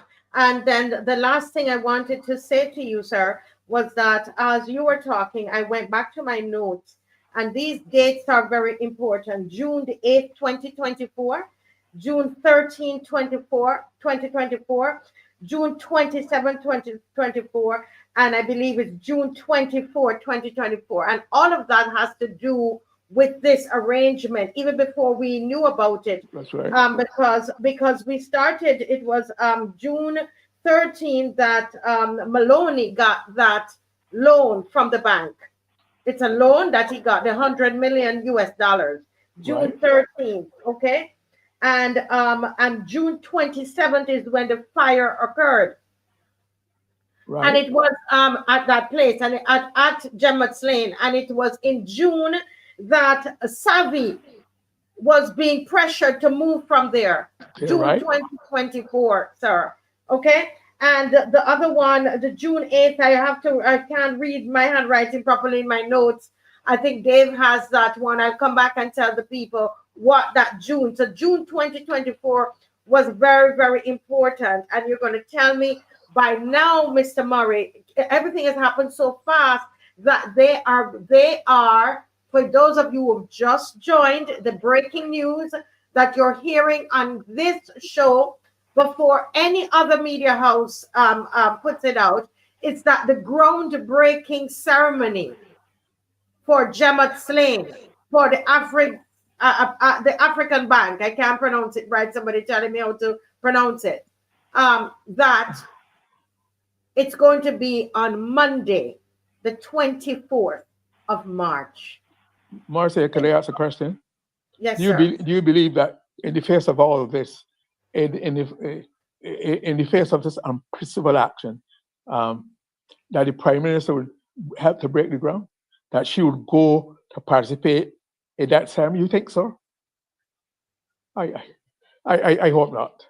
I hope a little shame would fall on a sense of rightness and wrongness, and know you have gone far too far on this occasion. And next time, Marcia, I'm on, I will talk about that instance where the Prime Minister went too far on a different matter. She and Elizabeth Thompson. It's about time. Unfortunately, Mr. Arthur did not get a chance to fully write his memoirs, but he had a lot of things to say. I will talk about that. It is going too far. The public's eyes has to be further open, and I will tell what I've known, seen, heard, witnessed to make that possible. And God will give you the strength and the life and everything, the energy to be able to tell it. He's 81. And let me tell you something. I stand with my seniors. I stand with my seniors. And they are at the forefront of this battle in Barbados. You hear it in their voices. You hear Maurice Greenidge, who's 84 years old. Huh? And you're going to try to tell me that they're not telling us the truth? One quick comment. If I like about 5 minutes or during any research, I have some comments to make on the budget, which I like to do. Yes, we're going to do that later on. All right, so but the other thing is, people of my generation and Marcia's generation, 80s, 70s, 80s, we have concluded we have seen the best of Barbados. We saw Barbados rise from nothing as a country, politically, economically, socially, and right. We saw the best in cricket, in morality, and so therefore that is why we are so avid on trying to remind upon people it does not have to be so. It doesn't have to be mediocre or less. That there are standards that help to make Barbados what it was, make Barbados on the verge of being a developed country. Barbados used to be called the fairest jewel in the crown of England. Lots going for Barbados, and now particularly education, we have slipped too far, though. But yes. I'll talk to you Mr. later. Murray. Thank you so much. You will be able to come back in at after 9. But let's go right now to we have a little song on the program tonight, right there, and then we're going to go to former Senator and Minister Maxine McCLEAN, and she was with the Democratic Labour Party. We're going to hear from her. Go ahead, Dave. Thank you so much. Dr. William Duguid, Minister of Planning and Development and Senior Minister in the Prime Minister's Office, with responsibility for coordinating infrastructural projects and development commissions, said no final decision has been made on pushing ahead with the project, which is currently being taken under advisement. He was asked if the government would still go ahead with the venture in the face of ongoing intense opposition to the planned demolition of the centuries-old site that stands in the shadow of a monument to the island's European settlement in 1627. Well, Dr. Duguid responded, "We're here and we take it under advisement. No decisions on that yet, but we are starting with the land acquisition." The BTII did accept a proposal for tourism development of a 5-star hotel. The successful bidder, Insurance Corporation of Barbados, has expended large amounts of funds on the civic centre aspect of the project, and we are therefore now stopped from backing away from the overall proposal. Because for one of them sweet lights, the kind you doubt still you wanna believe. When the heart's not hearing what the brain is saying, and you're weak in the knees. Another sweet light, the kind you doubt still you wanna believe. When the heart's in doubt, you got to stay out. Wow. Whoever sent me that, thank you. Very appropriate for Miss McCLEAN. Welcome, Madame. She's going to be talking about her segment. We want the truth, the whole truth, and nothing but the truth. And when she sent me that this morning, like, whoo, she got some fire inside of her. So she's not 80 something, but I tell you that, you know what? She's got something to say. Listen to these people. Listen to what they're telling you tonight. Get ready. So over to you, Madame McCLEAN. You're muted. I was listening to you on GLYNE, so that's why I had it muted, and I didn't want it. No, I was saying the only thing is those lies that we're getting are not sweet, though. It's sickening. They're horrible. They're disgusting. They are all of those things. Now, I would have sent you a clip because I woke up the other morning and I saw a voice note of myself in a London chat. And what I want you to do, this has to do with the whole response, because I think GLYNE has touched on some important things, but I want to touch on an issue which Mr. Thorne, the leader of the opposition, has raised, and he raised it very much so in his contribution to the budget debate. And that has to do with the travel of the Prime Minister. Now, let me say very quickly, and I hope Dave can put up that clip from the Prime Minister in Parliament responding in a second. No, not my slides, the comment from the Prime Minister. I want you to pay the two voice, not the two things. One, the visual from the Parliament, and then what people took out of a chat and passed around, but I have no problems with that.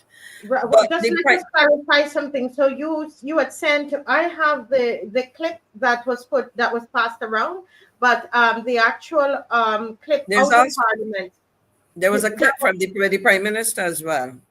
A short clip from the Prime Minister. So we'll see to find that. We'll see to find that. So I will speak until you find that, because it would sequence the two things.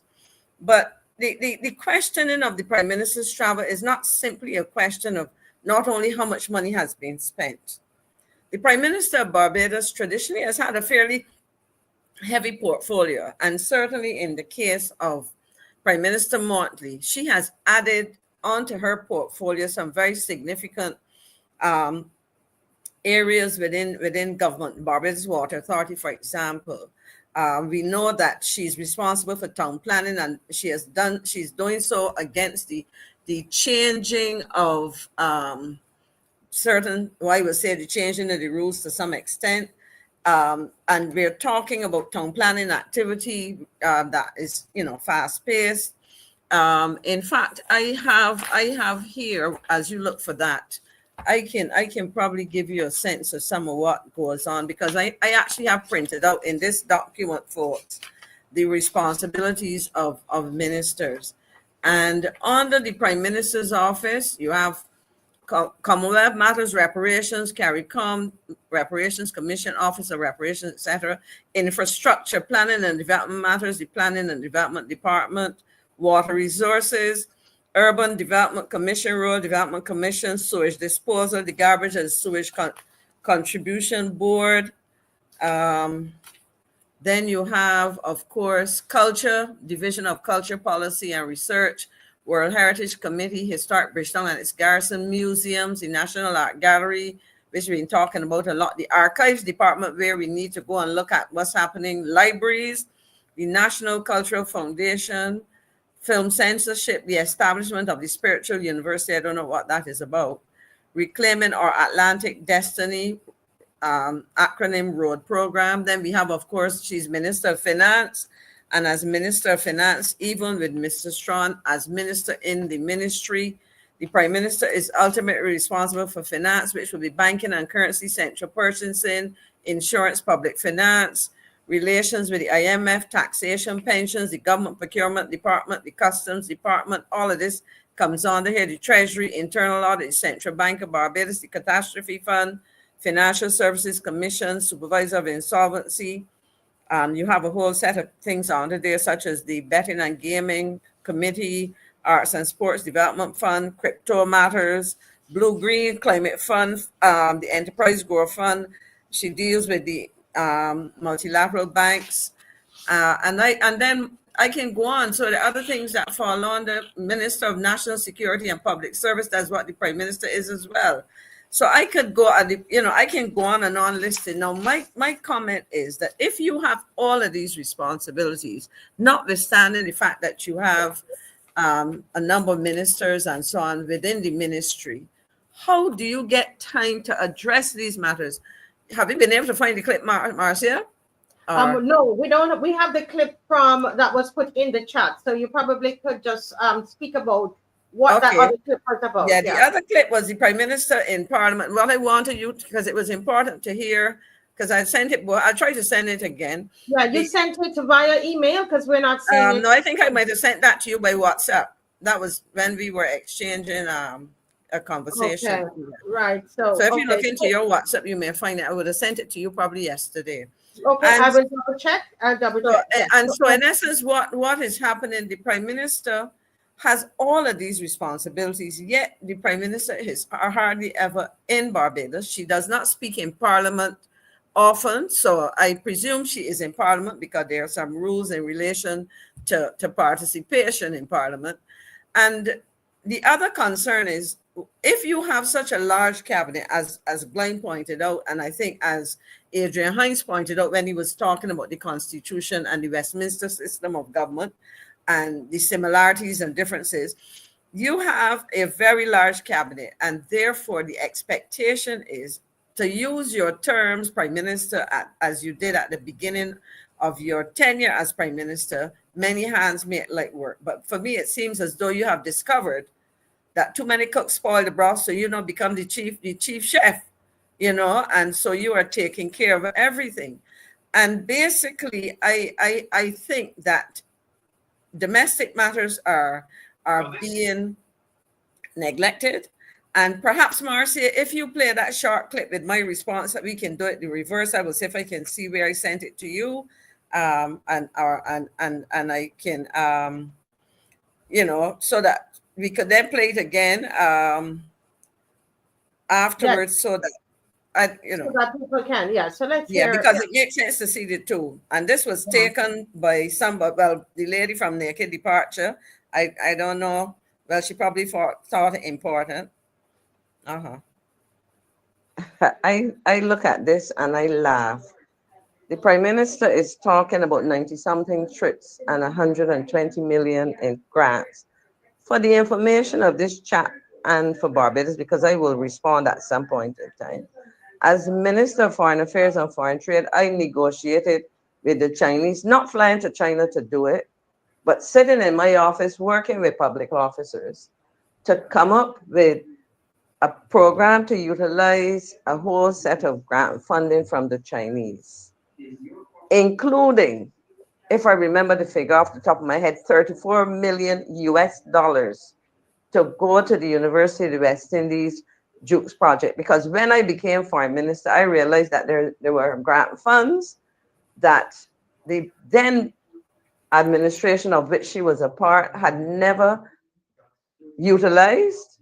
And I remember sitting with my officers going around in circles till I told them, look, you know what? Let me take this matter to the cabinet and we will decide on the priority. I remember Hilary Beckers, Professor Sir Hilary, lobbying me hard to get funds for the university, and he did. We also got funds as part of that package for the Hope agricultural station in St. Lucie for agricultural programs for BCC and SJPP as it was then. And up to now, that project, they have not finished either one. And so I will respond to this. The other thing I would say to people, because people need to understand these things, and we have to respond, and I can do it as the person who traveled most, I would say, in this, when the Democratic Labour Party was in office. I was Minister of Foreign Affairs and Foreign Trade, and I traveled, but the Prime Minister would rack up 93 trips because she does not allow her ministers to go and do the things, So as I tell people, to explain is to expose. I have a cabinet paper which I came across some time ago when I was unpacking some boxes that I had my then secretary send home for me when we left the office. And because of the timing, she included by mistake a cabinet paper for travel for Billy Miller. And I would say this to this group as well, and you can tell it to anybody because it is fact. as the most travel officer, I would say, or one of the two most travel officers, probably tourism was probably not as often. The Prime Minister certainly didn't run to everything. He allowed his ministers to travel, both Prime Ministers that I worked under. And once I discovered, I think the first one of the first meetings I went to, when I saw the price of a first class ticket, I can categorically say to any Barbadian and to stupid Stephanie Chase, although I don't respond to people like her, I will not waste my time and energy. But I travel business class because a business class ticket was in many cases half the price. And I have, as I say, that cabinet paper, which was packed with my papers by accident, and I decided to keep it in rather than just throw it away, because it for posterity, like, no, I can demonstrate what I'm saying. They traveled first class. And at that time, one ticket, I think the ticket for Minister Miller was over $15,000. So the Prime Minister needs to come clean. What exactly is she reporting? Is she reporting the cost of the ticket? Does she include per diem? Can she tell us, by comparison, how many trips would have been made by her counterparts, plural, whether it be Prime Minister Stewart, who was the last Prime Minister before she took office, Prime Minister Thompson, or Prime Minister Arthur, and we could go backwards, because she would rack up 93 trips or whatever she said, because she was doing it alone. Let our ministers do the work, what they're getting paid for, you know. But I will sit down and I will go through some information, because that whole notion, and I will respond to this nonsense. You see, because she would get in there and jump up and carry on. But just to repeat myself, as I say to people, to explain is to expose, and her nonsense will be exposed. I will come back home in a while and I will sit down and I would respond to this, showing Barbadians how these things, and it isn't only her travel, it is the entourage that she takes with her.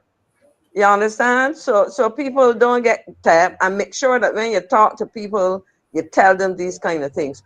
When you talk about expenses, how is it broken down? Are they traveling business class? If she's traveling by private jet, tell us how much does it cost compared to a ticket on a commercial airline. You know, who's she talking to? We think that Beijing's born big? Give me a break. Well, obviously. And that went viral. That went viral.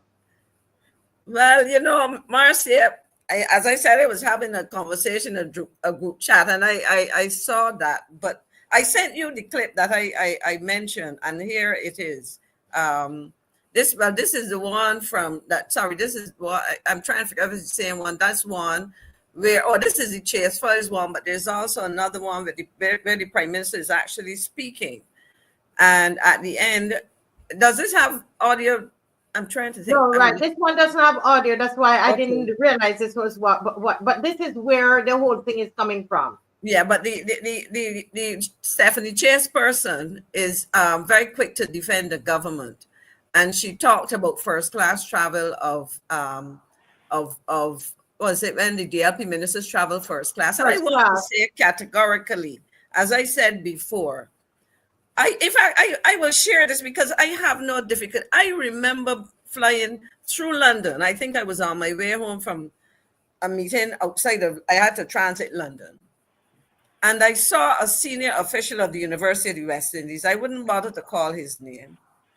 But I think the gentleman was embarrassed because there he was standing in first class, checking in. And his question to me was, Maxine, do you normally travel business class?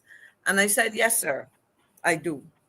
You know, because at the end of the day, that was not only part of a period of time where we felt it necessary to save money, but it was simply a decision that cabinet took. And I certainly can tell you that was my take on it. So anytime that we travel, and as I said, there's a significant difference. But I also want to say something, and I will try to see if I can find that clip, because I played it and I thought I sent it to you. But the Prime Minister was trying to make a case that in those 93 trips that she made, and let me say again, as I said, the truth, the whole truth, and nothing but the truth. Between 2018, when Prime Minister Mottley took over the heading of this government and took on the role of Prime Minister, within a year or so, she had to deal with COVID. And people will recall that almost for the entire period of 2020 and 2021, ministers of government, including the Prime Minister herself, with some exceptions, did not travel. Yes, I am. Cammy, I am militant M&M, MAXINE militant McCLEAN. And separate me from the other MM. I am the older one. I am original. In all seriousness, and the point I'm making, you're saying you obtain 120 million in grant money for Barbados. First of all, and that is why if I will find it, Marcia, before the end, we have to play the Prime Minister's words, because she said something which I found a little embarrassing, because she made reference to $20 and you know, like somebody giving you $20. So I was gonna, in fact, when somebody said to me, has the Prime Minister become an international beggar? And I didn't quite understand the comment until I heard her comment. So I will pause that and I will come back to it. But when you're saying to me $120 million in grant funding, it gives, apart from the 7 years, you have to bring it down to 5 or so. But apart from that, and I would ask Dave now to put up those slides that I sent to him. Yeah, because we have another 15 minutes. Okay, Yes. this will be fine. The whole issue of getting grant funding, and grants, as you know, is money. A grant is money that you do not repay. And as the next slide would show you, I have some slides here which talk about grant funding. Usually, grant funds are made available to countries like Barbados, to countries under two broad categories. You have what you call bilateral arrangements. So individual governments, let's say the UK, the USA. So that's where you have a lot of talk about USA and US aid. Canada has had for years a number of things. The UK, again, has done a lot of work. China, for example, Japan, and we can go through these. Germany, individual countries negotiate on a one-on-one, and in some cases they negotiate as individual countries with a bloc. We are a country, a jurisdiction by ourselves, but we are also part of CARICOM.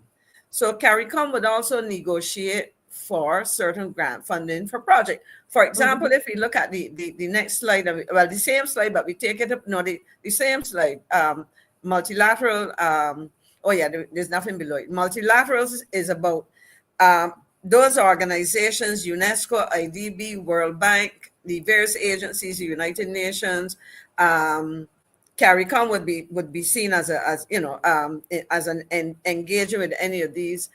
So those organizations which also would make funds available. And so what I've done, the point I'm making is typically you engage at the level of your diplomatic missions and so on. It isn't as though I can only speak about what used to obtain. And as GLYNE was talking, and he talked about the Prime Minister being the most transactional, perhaps she feels she needs to go out there and knock on doors and beg.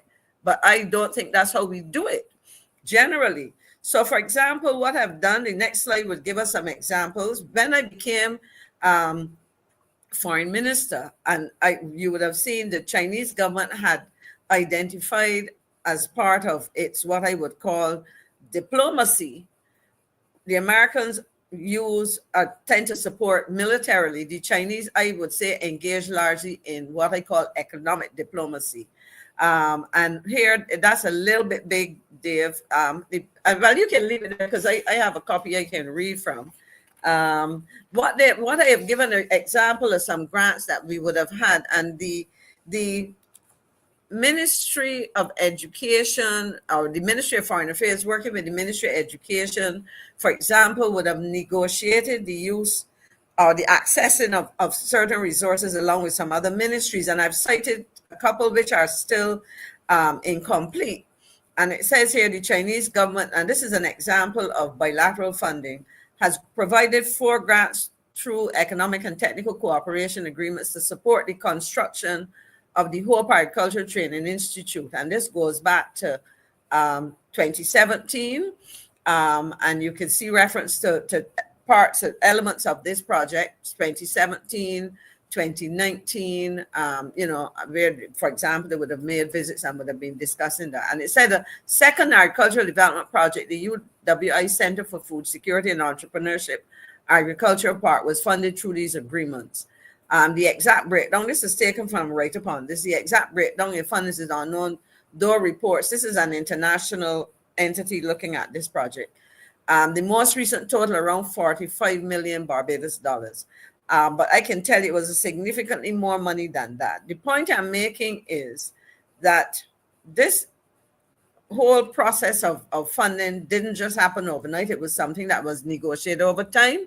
And it probably, I can tell you that some of these funds that we would have identified for this would have predated the period of time that the 2018 period. So those discussions would have started before and concluded after.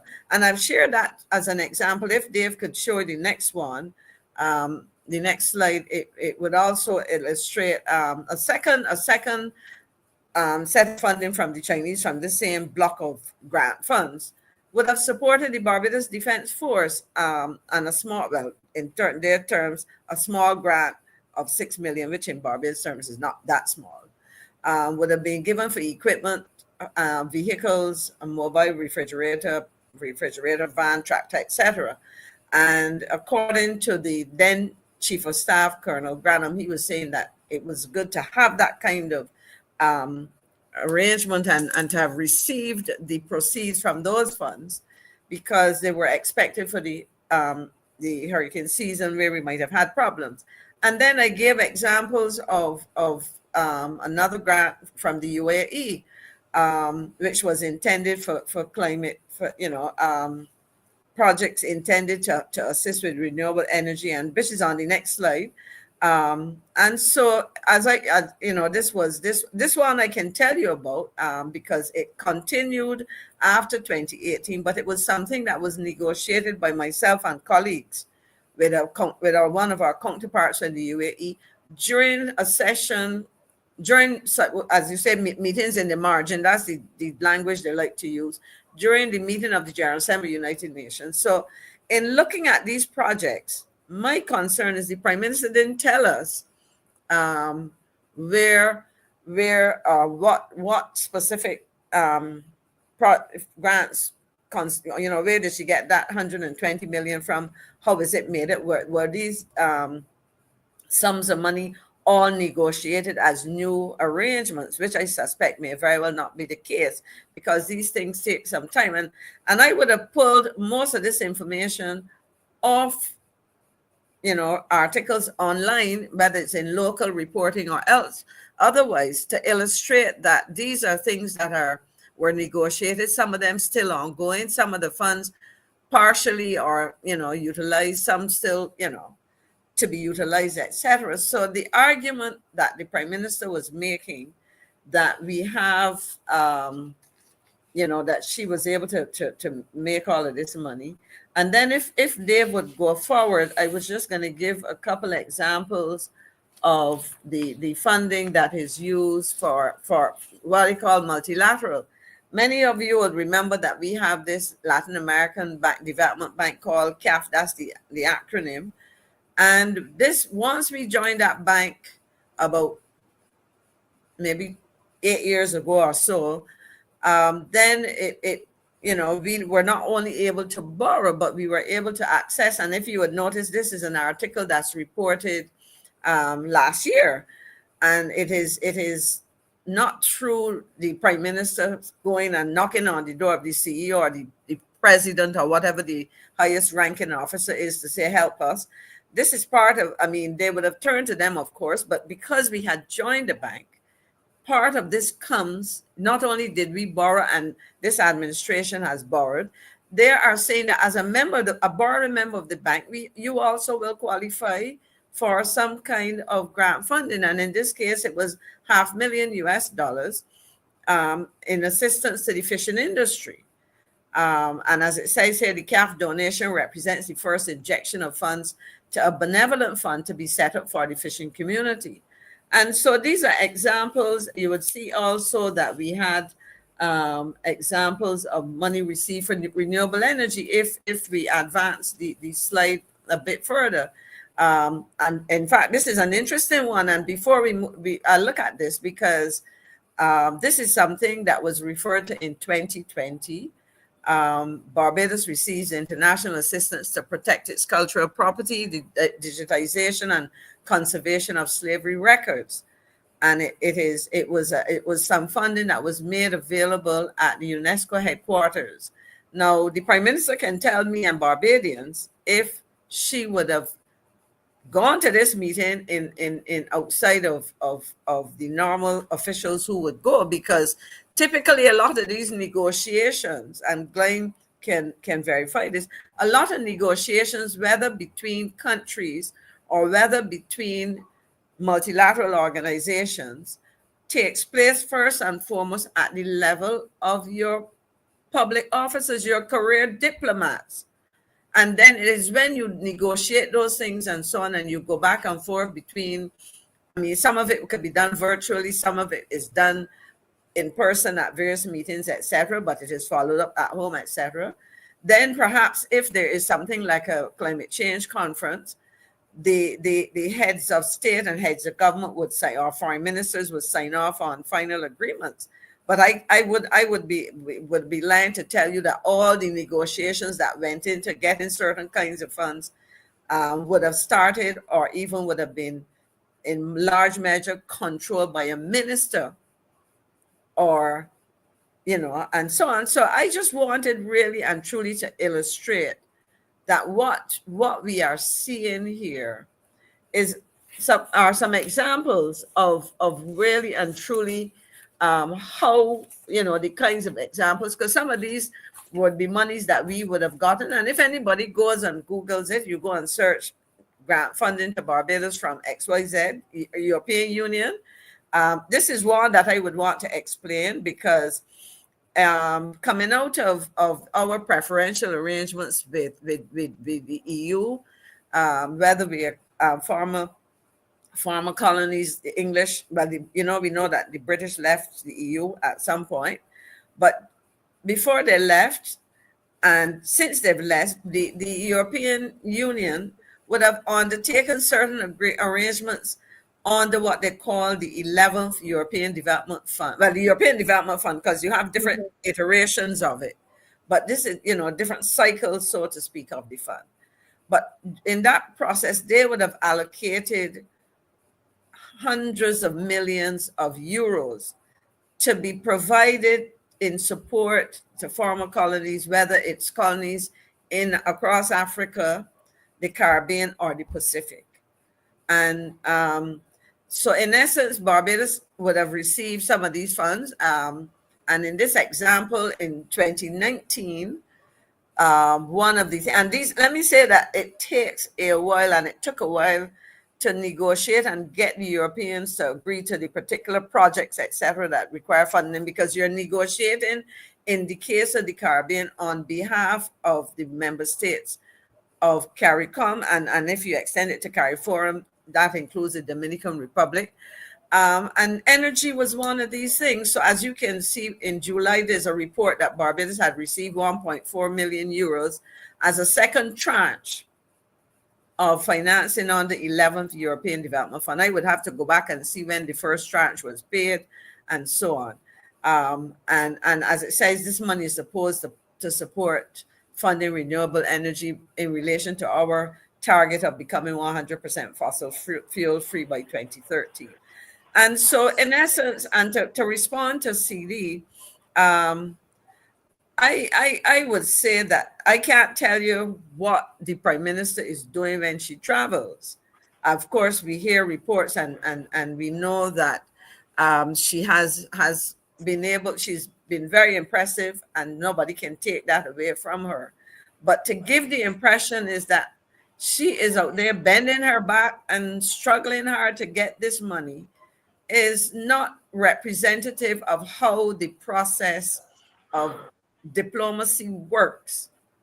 And the truth is, it is unusual to see the Prime Minister, the head of state, in the case of a president, the head of government, in the case of a Prime Minister, doing a lot of this on a routine basis. So I would have to say to the Prime Minister, tell us what is your brand of diplomacy and what is the purpose of having your Minister of Foreign Affairs and Foreign Trade tag along all the time, when in fact, it makes sense for you on signal occasions to be there. But at the end of the day, and you know, Marcia, really and truly, I want to touch on something very quickly, because the Prime Minister, okay, you've given me a figure. And the question I would ask, is that figure the sum total of expenses for everything, or is that what you have paid because there has been another arrangement? I hear Barbados is a small place, the world is a small place, and it is alleged that the Prime Minister travels often on a private jet. Now, if that is so, say yes and tell us why, because there may be a logical explanation. But as you're providing the logical explanation, tell us something about the cost of it.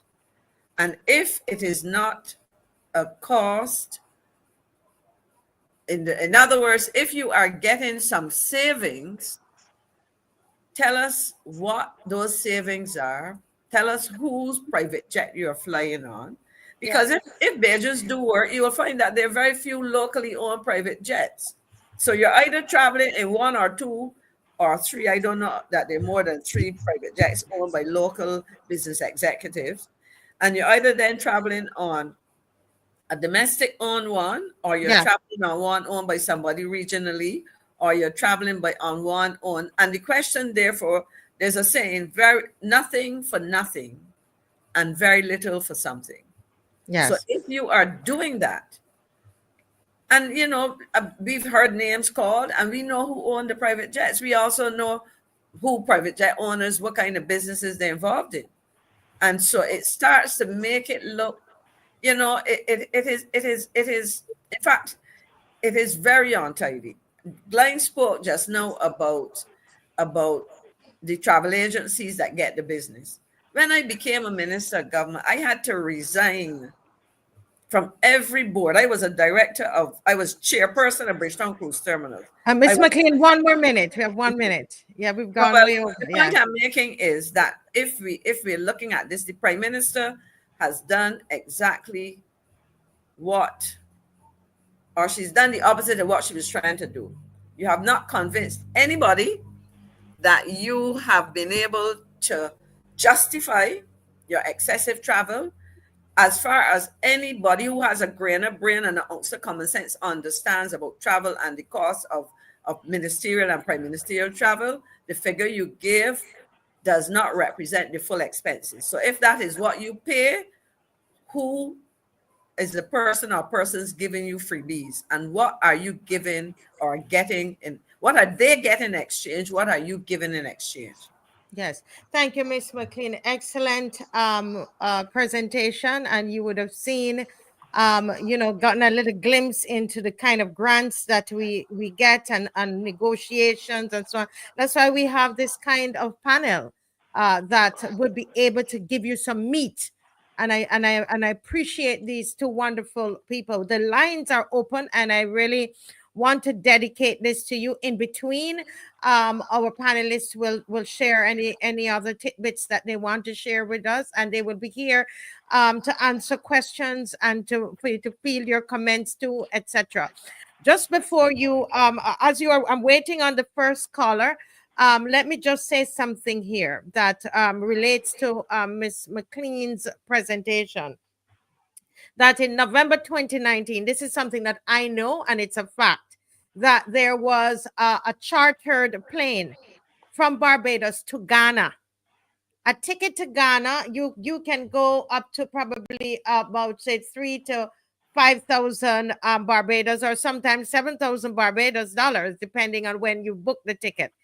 But there were, as far as I know, and as far as I know, as I was dealing with the Minister of Culture at the time, who was John King, there were about 80 persons on that flight. A little bit of everybody was on there, right? And on that flight, and they went to Ghana. That's when the whole issue with the flag and the bones occurred. So I would love to know what the cost was for that. In addition to that, I've been getting messages from people at the airport, and I'm not going to be as diplomatic as Miss McCLEAN. I'm only asking a question. I'm not saying it is so. We want the Prime Minister and those in government to answer. Is it true? Because the people who work at the airport, Mr. Murray, that's sending me messages and saying, listen, but we know that the Prime Minister uses a private jets all the time. And so Miss McCLEAN's question is very valuable, very valid. What is there? What are you getting for that? What did you give them for that? And is it true that you are using Mark Maloney's jet? Is it true? Prime Minister Mia Mottley, I don't know if it is true, but there are workers at the airport that are blowing up my phone and saying that what Mr. Prime Minister said in Parliament is not entirely true, because there's no account for the private, for the travel on the private jet. And the allegation is that you are using Mark Maloney. Mark Maloney is one of the main persons that's taking you all over the place. So that 120 million, she said, over 7 years, it's nothing. And then you have those other big trips, etc. But we have a caller on the line. Go ahead, caller. Good night. Hi, good night, Marcia. Good night to you on the panel. Good night, sir. We want to again thank the panel for the education and hope that the Lord continues to guide and bless them and they continue to educate Barbadians. Yes, sir. What concerns me though is the giving of this land to the bank. Yes. Because this is a private entity, a profit-making entity. Just let us imagine that we had sold that land for just $2 million. Just $2 million. We could have employed at least 4 nurse assistants at the hospital to have the old people for about 5 years with that money. If we had put that $2 million, how many schools and Barbados we could have repaired? This is a tragedy, This is a real tragedy that the government, who is supposed to be entrusted with the Barbadians, who we call our assets, because the land would be the asset for the people of Barbados. And the government could give it away. And then come and charge the land back. Then come and sell people's property. This is really terrible. And the other thing that concerns me, because we don't want to take it too much time, the other thing that concerns me is the report that is in the paper about equal housing. How could a government investigate an institution and then turn around, before we get the investigation complete, before we can decide what went right or what went wrong, the government is saying that they're going to continue doing business with them? Look at the real slap in the face. That this company is under investigation. You don't have a report on the investigation, that the company doing ABRC good, but you are saying in the public that you will continue doing business with them. So the hell would the public say? We can take up taxpayers' money and we can hand it to this company. And then when you see what in the paper today, Parliament was last week, and there's not a word of resignation in this, that the investigation was, the government had a report on the investigation. Not a word. Yeah. Yeah. Good night. Good night. Thank you, caller. Caller, let me ask you something. I can see you're outraged. Are you going to make a public display of that on Saturday, March the 22nd, 10 a.m. from Folkestone to Holetown Civic Center? I've been involved in the marches with the cybersecurity and most of the marches we had. So as long as they don't know, Saturday I have a funeral, but depending on how much time, I'm sure we'll get part in it. Because we are at the point in Barbados that people are talking, when you complain, all right, look at those 6 C's that the lady opposition talked about. And they touch everybody like in Barbados. You can go across length of breadth of Barbados and apply those 6 C's to exactly what is going on in Barbados. Mm-hmm. Until we can get those 60s correct, Barbados will get no better. Mm-hmm. Look at the 60s and see how they impact your life. Mm-hmm. Yes, yes. Very good, very good. Thank you so much, caller. And we really appreciate you calling. Marcy, I sent you the clip. Yes, yes, yes, yes. Thank you so much. Right, before we get to that clip, I think Mr. Murray, you had something you were saying. Mhm. Yeah, I had several things to say, but one of the things that struck me is I feel a little embarrassed and demeaned that a big ever prime minister would, from what I'm gathering, travel about the world knocking on doors and picking 20,000 there, 2 million there. That is demeaning. That is not the way it's supposed to be done. Prime ministers or leaders operate at a certain level. They say in human affairs, you shoot across, you deal with your counterparts. You leave that for other people, then you go in at the end, like Maxine said, with the dandy, but I know the thing that you are spending your time getting money here and there, you can then total an eye with what you think is impressive stuff is embarrassing. Then you do it. Maxine, you know, I'm sure Marcia don't know those opportunity costs. What cost to the country and its affairs has the Prime Minister been taking out these frequent flyers? No wonder then that we say actually he's not here enough to manage situation and manage people and manage a cabinet. That is why you see that kind of friction that you saw break out during the estimates, where ministers are quarreling and challenging each other. That is part of the process because you're not here long enough to settle things and consult and keep and check on things. So you're in and out with those things. When does he get a chance to read anything or do anything? Impossible. And I think she's doing the country a disservice. But maybe she likes the glamour, the glitz of traveling, and because when leaders travel, there's certain pomp that people meet them with security, limousines. Some people like that. But then when you have to come back home, you still have the reality of your country to deal with, if that is your priorities. Yes. Thank you, Mr. Murray. Thank you, Mr. Murray. Guys, I need you to call in. We want to hear from you, Barbadians. We want to hear from you. This is your country. How do you feel about what's happening? You saw the newspaper today. This is after, here it is, that the this contractor is saying that, guess what? I contracted, I did the houses, but I wasn't paid, Miss McCLEAN. He's saying that the construction costs were not covered. But then wasn't it the Minister of Housing, not Housing, what's his name? The other, Dwight Sutherland. Didn't he Minister say? of Housing. Minister of Housing, thank you. Minister of Housing, Dwight Sutherland, wasn't he saying in Parliament that they were selling the houses at construction costs? And then it was established that they were sold below cost. Below cost. So what are they doing with that money? He said it was, well, no, he said it because clearly people cannot afford the price that the houses cost. And then he was saying that cost, and then Mr. Thorne pointed out that they were sold below cost, and he did not deny it.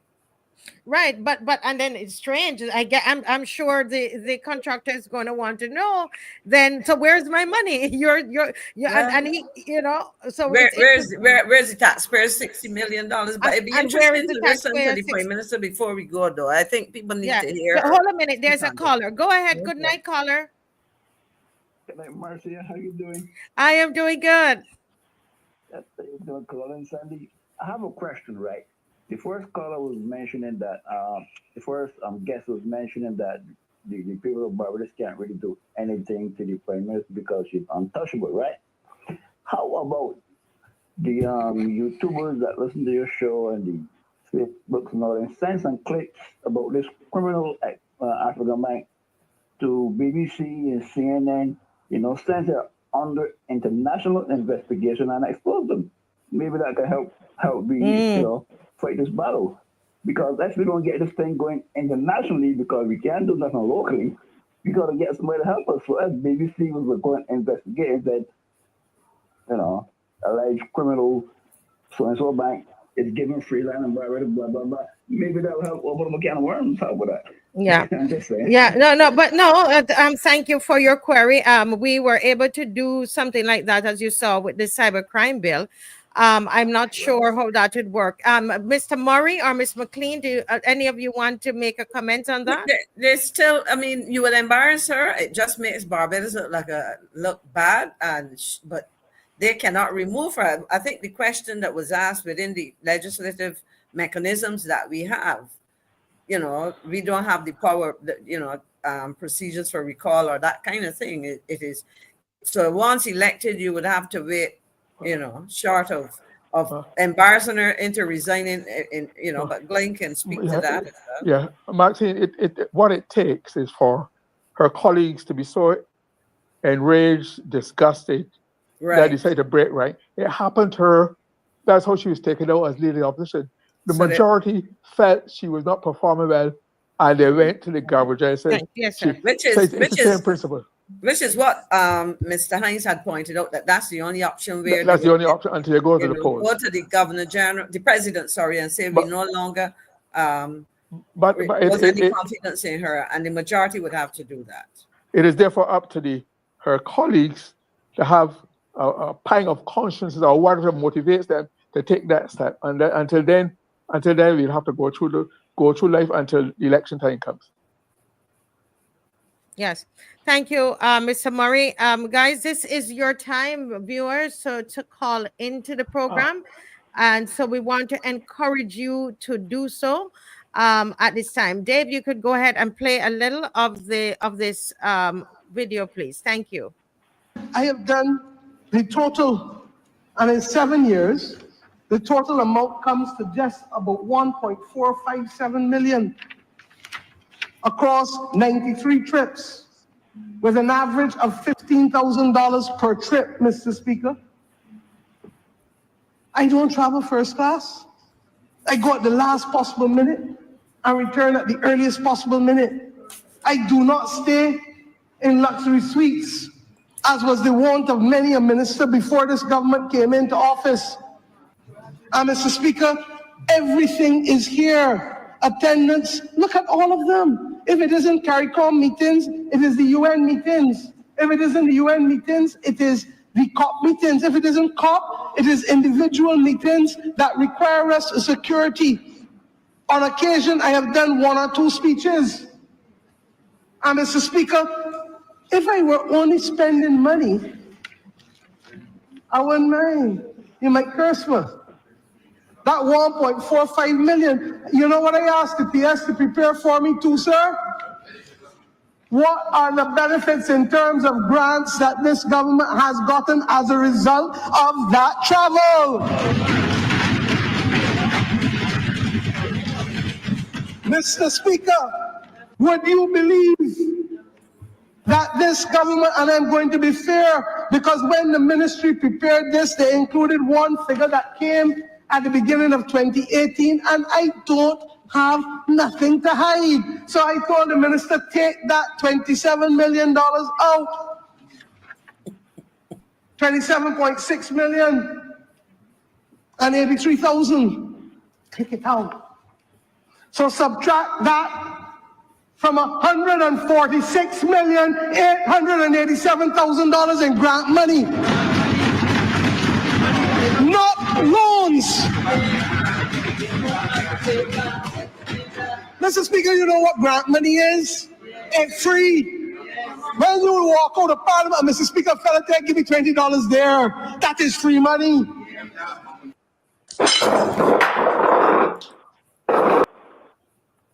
So when you walk out of Parliament and a fella give $20 as free money, so the Prime Minister is walking around with a begging bowl? Come on.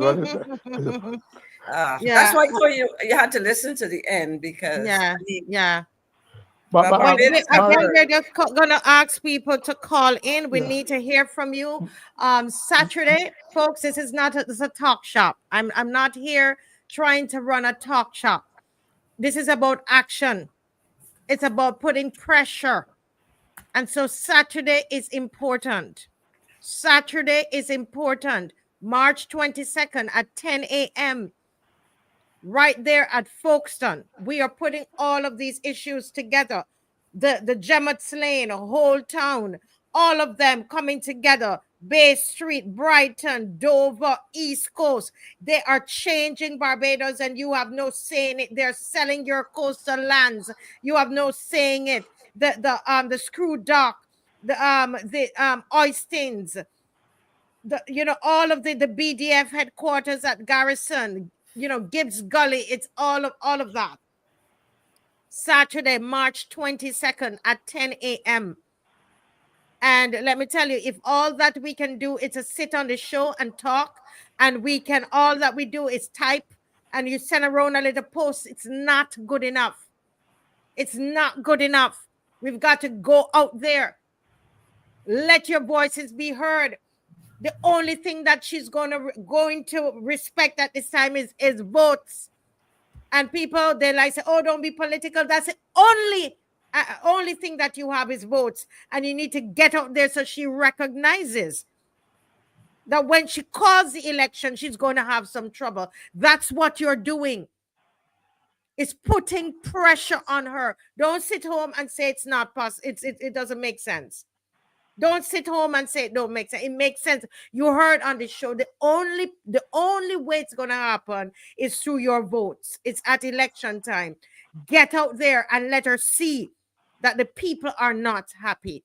Mr. Murray, you were saying something? I just like to, so a call? Is there a call? No, okay. Yeah. The Prime Minister has given, in that extract, was given the impression that she's so thrifty. She doesn't waste time. She doesn't spend time in the destination. My experience, Maxine, is that if you're going abroad to a conference, you're going probably the day before, the evening before. You attend meetings, and the next day, when it's finished, you travel the next day. So that is the tradition. So she's not doing us any favor and saving us any money. But I think she's nipping up. That is the practice, and it used to be monitored by the cabinet office, the Prime Minister, Ministry of Finance, to keep a tab on that. If you want to deviate, if you want to change your ticket, you have to pay the difference from your own pocket. If you want to stay in there another day, you have to pay that out of the pocket. So she's not doing us any favor. She's thrifty. That is a system that she probably has inherited. So it's nothing new. Saying something about luxury. I mean, I as I said, when it comes to travel under the previous administration, as Foreign Minister, Foreign Affairs and Foreign Trade, I traveled a lot. And I would say this even down to the point where the whole issue, so this thing about luxury suites, I don't know what she's talking about. Because that is a lie, certainly as it relates to me, because I always would be very careful as to how you spend money. And, I can go and pull documents to show you what it costs. I remember when the Prime Minister was in opposition, she was flashing around because she had a penchant for talking about things falling off a truck. A penchant for referring to, and there was a delegation that went to Samoa for one of these climate conferences, and a big song and dance was done about it. And when you look at the delegation, because I can tell you, normally for those kind of meetings, the Foreign Minister would travel with the Prime Minister, and I did not, because it was an environmental matter, and it was felt that the Minister of Environment was the better person to do that. And the Prime Minister mentioned the UN. Again, let's look at some of the things, because at the end of the day, as you correctly said, Marcia and GLYNE, the responsibilities at home are great. And the truth is, if things were running smoothly, projects were being delivered on time, objectives being met, but what we have problems with almost every single initiative. Whether it's in education, whether it's in health, whether it is in housing, whether it's the water authority.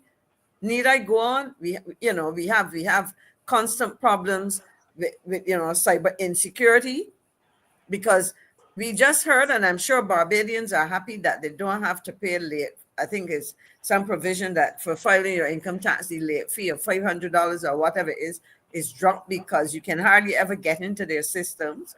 I mean, there's so many things that are going wrong. And it isn't to say that you have a team of ministers who are successful. The reality is, every time a minister speaks, almost every last one of them, they have to refer to what the Prime Minister says or wants. you know, and that's no exaggeration. And I will say it, Carol, the truth is Prime Minister Stewart did not travel a lot.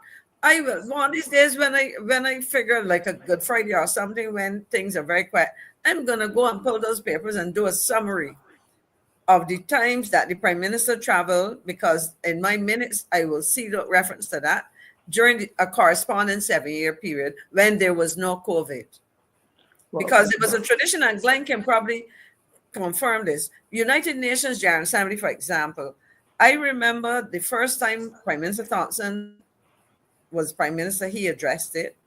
And after, well, he would have only in 2008, 2009, and he would have passed before, well, just around the time of the 2010, just at the conclusion of that.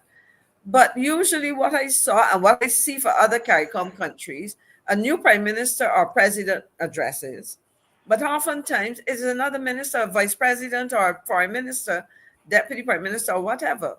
Or the permanent representative. All the time, you know. Yeah. And as CD says, no mention of the entourage. Go ahead, Glenn. No, I just want to say, let me change gears a little bit. I've been getting some inquiries about. Some people have been telling me this is budget debate. They're saying that generally the debate was of a lower standard, but even lower than that standard was the question of dress. Oh, they want to know what is happening to dress. And they made some inquiries. There are no standing orders that govern dress. The speaker determines, the presiding or decides on the dress and can institute a dress code. But I am told that there are people who are not happy with the way things have deteriorated, the way the standard is going, where people are wearing almost any or everything, and that is not the image of the country and the institution of good thing. And they're calling for somebody to intervene and interject a dress code that is acceptable to the majority of Barbadians. Otherwise, people should start going in speedos and go forwards and whatnot. No, but you see, you're touching on. Before you go in there again, Ms. McCLEAN, I want to encourage people to call in. This is your time to call in. This is your time. 236-7000. We've been talking all night. It's now your time. So we asked you to call in, and 2 persons sent me something via text. And so I've asked Dave to put them on the screen. While he's doing that, Ms. McCLEAN can go ahead. Go ahead, Ms. McCLEAN. No, I was saying that I agree with the standards. In fact, I'll speak first to the poor quality of the debate, and I could not understand for the life of me why the vast majority of members of Parliament felt the need to attack Mr. Thorne about the house he lived in as a boy. Glenn, you and I and the Thornes and all of us were products of poor Barbadians. Of course. You know, and that's what we are so proud about. I mean, it was just stupid. Rather than say to their constituents, we support this element of the budget for these reasons, or report on what they were doing, but I guess they didn't have a lot to. And it's just, I mean, the quality is, some clips have been circulated. I don't even know that you can play them on this show, Marcia, really and truly. It's not some of them, but I think the standards are important. Some people will tell you that the Prime Minister has a preference for being more casual, let me put it that way. I mean, but I watch some of and the thing about it is, formal wear does not have to be necessary. You can have, remember Sir Bramford when he was a member of Parliament and he didn't wear suits. He wore, what do they call them again, Glenn? Shirt jack suits. But it was not only the style, it was the fabric that it was made of to make it look business, like the cut, the fit, you know. Expenses, airspace, taxes, landing fee, parking, fuel, private jets costs around $30,000 to go where, Marcia? How far? That's the thing, because that might be to the US. You know, so then we have to someone from the US is who sent that to me. The point, so that though, maybe, you know, the point I was trying to I wanted to make on this, I just wanted people to understand that when you talk about private jet, I know that we know it would be way more, but to begin to think, someone who sent this to me, they're from the U.S., so this is in the, they're in sorry, in Florida, or I think New York or Florida. But the fact that you have to think about these expenses that are involved in traveling on a private jet. And so the question again is being asked, are the people who work at the airport and other places, are they lying? That they've seen the Prime Minister, that she's taken a lot of these private jets, and what is the exchange? What's happening? I think that's important. There's another thing that somebody sent, Dave, and it says here, Madam Prime Minister, your report on your frequent flyer expeditions has left me at a loss as to the actual cost of your jet-setting adventures. Your administration has reported that 1.4 million Barbados dollars was spent on 93 flights. But this figure seems suspiciously low without a detailed breakdown. Transparency is key, and the public deserves answers to the following questions. Once again, if you've just joined, this is a concerned citizen who sent this to us. How many of these flights were to North America, Europe, and Asia? How many were taken on commercial airlines versus private jets? Madam Prime Minister, if private jets were used, what additional service were purchased? Were there luxury add-ons such as gourmet dining and premier beverages, high-speed Wi-Fi, entertainment or business facilities, VIP customs and security services, Madam Prime Minister, luxury ground transportation or helicopter transfers, dedicated flight attendants, personal chefs or wellness staff, full bed accommodations with high-end amenities? Madam Prime Ministers, Barbadians have a right to know whether their tax dollars were spent responsibly. If your government has nothing to hide, then provide the full breakdown of these costs. Transparency builds trust, Madam Prime Minister. Evasion breeds suspicion. And if you go up a bit more, Dave, this is coming from, as it says here, it's not on this one, but it said a concerned citizen of Barbados. Okay, so this is what the people are thinking. So, those of you who are going to drink the Kool-Aid, and everybody isn't drinking the Kool-Aid, because there are lots of people like myself who you travel, and you know the cost of travel, and it's very, very expensive. The Prime Minister was just in the other day in Kenya, and she went to Ethiopia. She didn't and go before by that, Nigeria. She went to Nigeria, Ethiopia, Kenya, or something in that. Nigeria would be Nigeria, Kenya, Ethiopia, or Kenya, Nigeria, Ethiopia. But the point is that there's no way. I mean, just a regular economy, it's thousands of dollars to go to these places. And I would really love to know which part of that trip would be $15,000. Impossible. But there's a caller on the line. Okay. Good night, caller. Hi, good night. Good night, sir. Welcome to the Marcia Week Show. What's on your mind?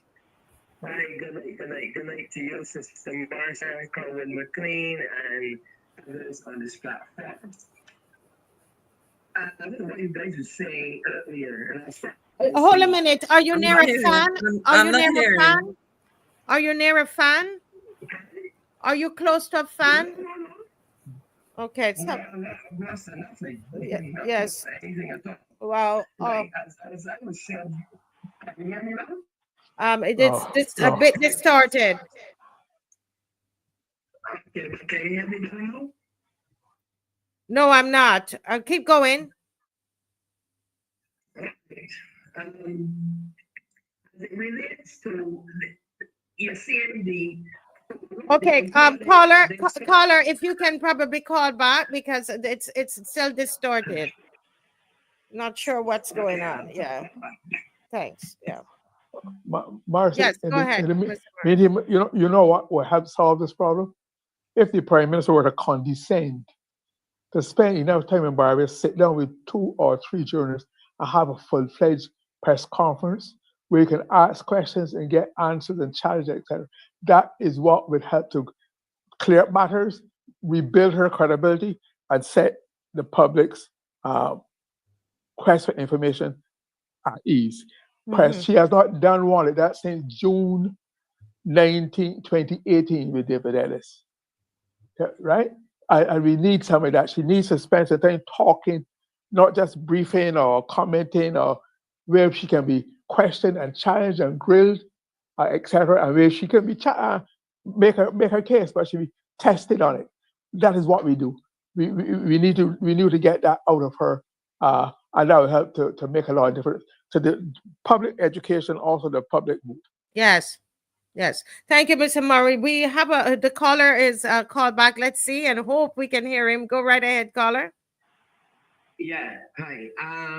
Even to add to what Brother Murray is saying, good night to you, sir. Good night, Murray. Yes. Public education is important. Education of itself, having common sense is important. Also, proper representation. And as we know it, is very important. As was exhibited, they had an actual lesson on good governance and good representation, as in how our leader, Mr. Ralph Todd, conducted himself despite everything that was being thrown at him. I want to publicly applaud the gentleman for doing an astounding job. And I know that once we continue to back him, he will do more. We see yet again, and I have a question to pose to Comrade McCLEAN. In her view of parliamentary procedures and rules, do you think that this current administration somehow has sought to undermine the actual rules of engagement in the House of Assembly, whereas as what the backbencher Nero, the kind of lewd and indifferent remarks that he would have made. And as far as the Speaker of the House, who's supposed to remain neutral in between both sides of the fence, whereas the government and the opposition, as we would have seen in the past from our past Speaker of the House. Do you find that they seem to have changed the rules and making up rules as they go along to suit their whims and fancies, Comrade McCLEAN? No, I would be very wrong to say that. What I would say is that the speaker has to say that you make up rules. No, I would say that the speaker has perhaps to insist on certain things. And for example, if and you made reference to a comment of a speech by Mr. MP Rowe, for example, the reality is in Parliament, I mean, you can rule certain comments out of order, but the unfortunate reality is that members of Parliament also have parliamentary privilege. I mean, they're immune from defamation suits, etc. But I wouldn't say that they're making rules as they go along. I think part of what we have been able to see and hear in the case of the estimates debate was the House in committee. I was not impressed, to be honest with you, with how the chairman of committees chaired those proceedings. But there's a distinction. And then I'll tell you this, that sometimes when the deputy speaker is in the chair, I find some of her comments inappropriate. You mean embarrassing? Inappropriate. You mean embarrassing? Embarrassing, and as a female, it makes it even worse for me. But in terms of making up rules, I would that to me would be a stretch. I think it is about enforcement of the rules and maintenance of the standards within the framework of the existing rules. That's important. And yes, that's the question. Yes. Thank you, Ms. McCLEAN and Mr. Murray. Good night. We have a caller on the line. Good night, caller. Thanks for calling. Good evening, Marcia. Good evening, Maxine and GLYNE. Yes. Good evening, sir. Good evening. Let me first register my how well I received, or how well he was received, Mr. Thorne. Mr. Thorne has brought back a freshness to the parliamentary debate. That seismic shift that he has done 2 years now, it is just over a year ago. Yeah, just over a year, yeah. And I have no problem with the length of time that he took. The reason being that he took it head by head by head. He didn't have anybody to help. And I remember my Prime Minister after saying to me that at my very first meeting of the estimates, this is what you call the parliamentary group, and people were invited. And I said, but sir, this is the very first. I said, sir, but what I'm hearing is the budget. And he said, he brought the sitting to order. He said, would you repeat what you said, Mr. Gill? I said, well, sir, this sounds like a budget, because I used to work for an international company, two international pharmaceutical companies, where they prepared your budget. He said, well, I have long contended that the estimate is the budget, but the budget is really telling you how to close your deficit, how you're going to do it. Yes. And this is what I missed in the minister's presentation. But what I liked about Mr. Thorne's presentation, one never knows if it's the penultimate or if it's the ultimate. That will be followed by a mini budget and an election. But I suppose Mr. Thorne, being the shrewd attorney he is, he left no holes. Yes. On board. So he made sure that he addressed the economics of it. He addressed the social justice of it. He addressed the law. And he is the person to listen to for the constitutional parts of the law. Yes. He approaches everything from a constitutional standpoint. And he introduced he dealt with the politics. What I missed in the minister's I didn't hear all, but I could say I heard about 90%. And I guess he should have done it up front. But this is what I was accustomed to, because I sat in on eight estimates and budget of 2 4s, yeah, and if not 9. And you would hear Prime Minister ask, and I'm using him because he's an expert. That's my yardstick that I'm using. He would say, well, such and such is the deficit.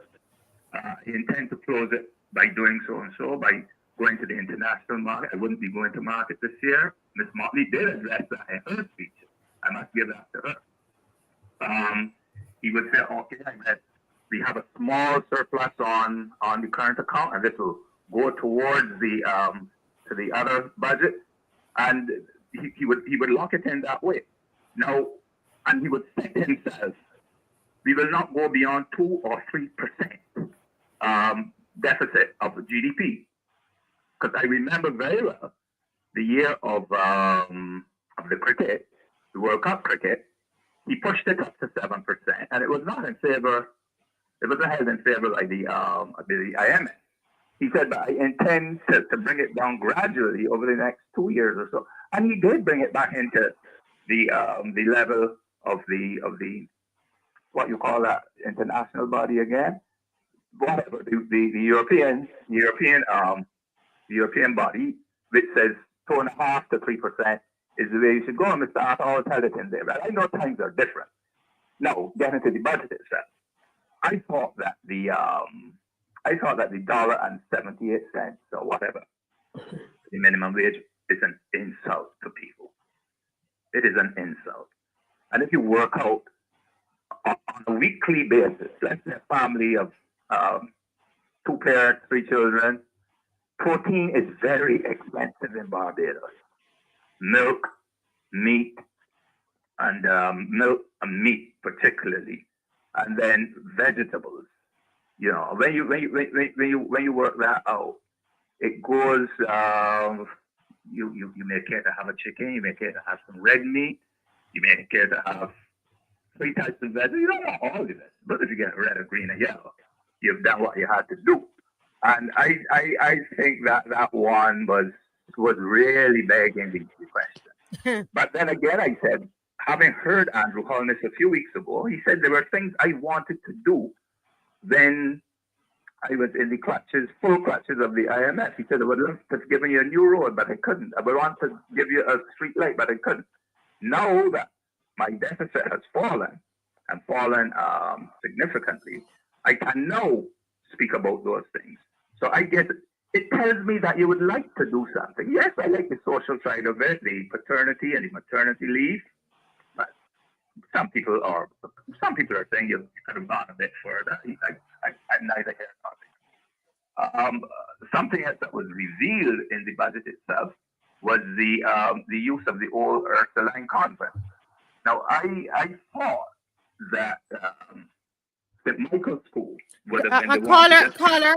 Let me say we have one more minute. Around the corner and then there, because you're really congesting the area now. If you're taking out St. Michael's, flip it around the corner, because I understand that there are plans to put another secondary school over there on the open spot by Royal Bank of Canada. So what are you doing with Calamara? What are you doing with that whole conurbation? You're tightening it even more. So those are the things, or a few of the things. I know I'm hard pressed for time for you. Yeah. But those are the things that struck me most. And I must say, Mr. Thorne, over the 2 years last year, or the two presentations, has really come on, and he has brought, I am telling you, he's brought a significant number of people back to watching the budget. Thanks a lot. Yes, great contribution, sir. And we keep saying we need you to be on here, be on the show, so that you have a good set of time. Okay, so we need to arrange that. Thank you so much, sir. God bless you. And you too. Yes. All right. Wow. Awesome. Awesome. Any comments there before we go to our last caller? I'd like, my comment would be that I was a little unhappy with this solidarity, what I call solidarity grant, solidarity $300 or whatever it is. To me, that's something that treats Max, he would appreciate this term, like the city council. I'm worried of this grant. I've worked long enough. I want to do things that I've earned, I've deserved, come to me in a dignified way. But this one-off grant is a handout, $300. I remember once, it doesn't say anything. It doesn't advance the quality of life. It doesn't make the losses that you've undergone for the last few years and the IMF, etc. The internal local. So to me, it's just a pittance. And I think we need to be. You do that one off, and then life goes back to normal when the $3. Yeah. Yes. It doesn't advance us. I think we need beyond that. But that is the city council way. Yes.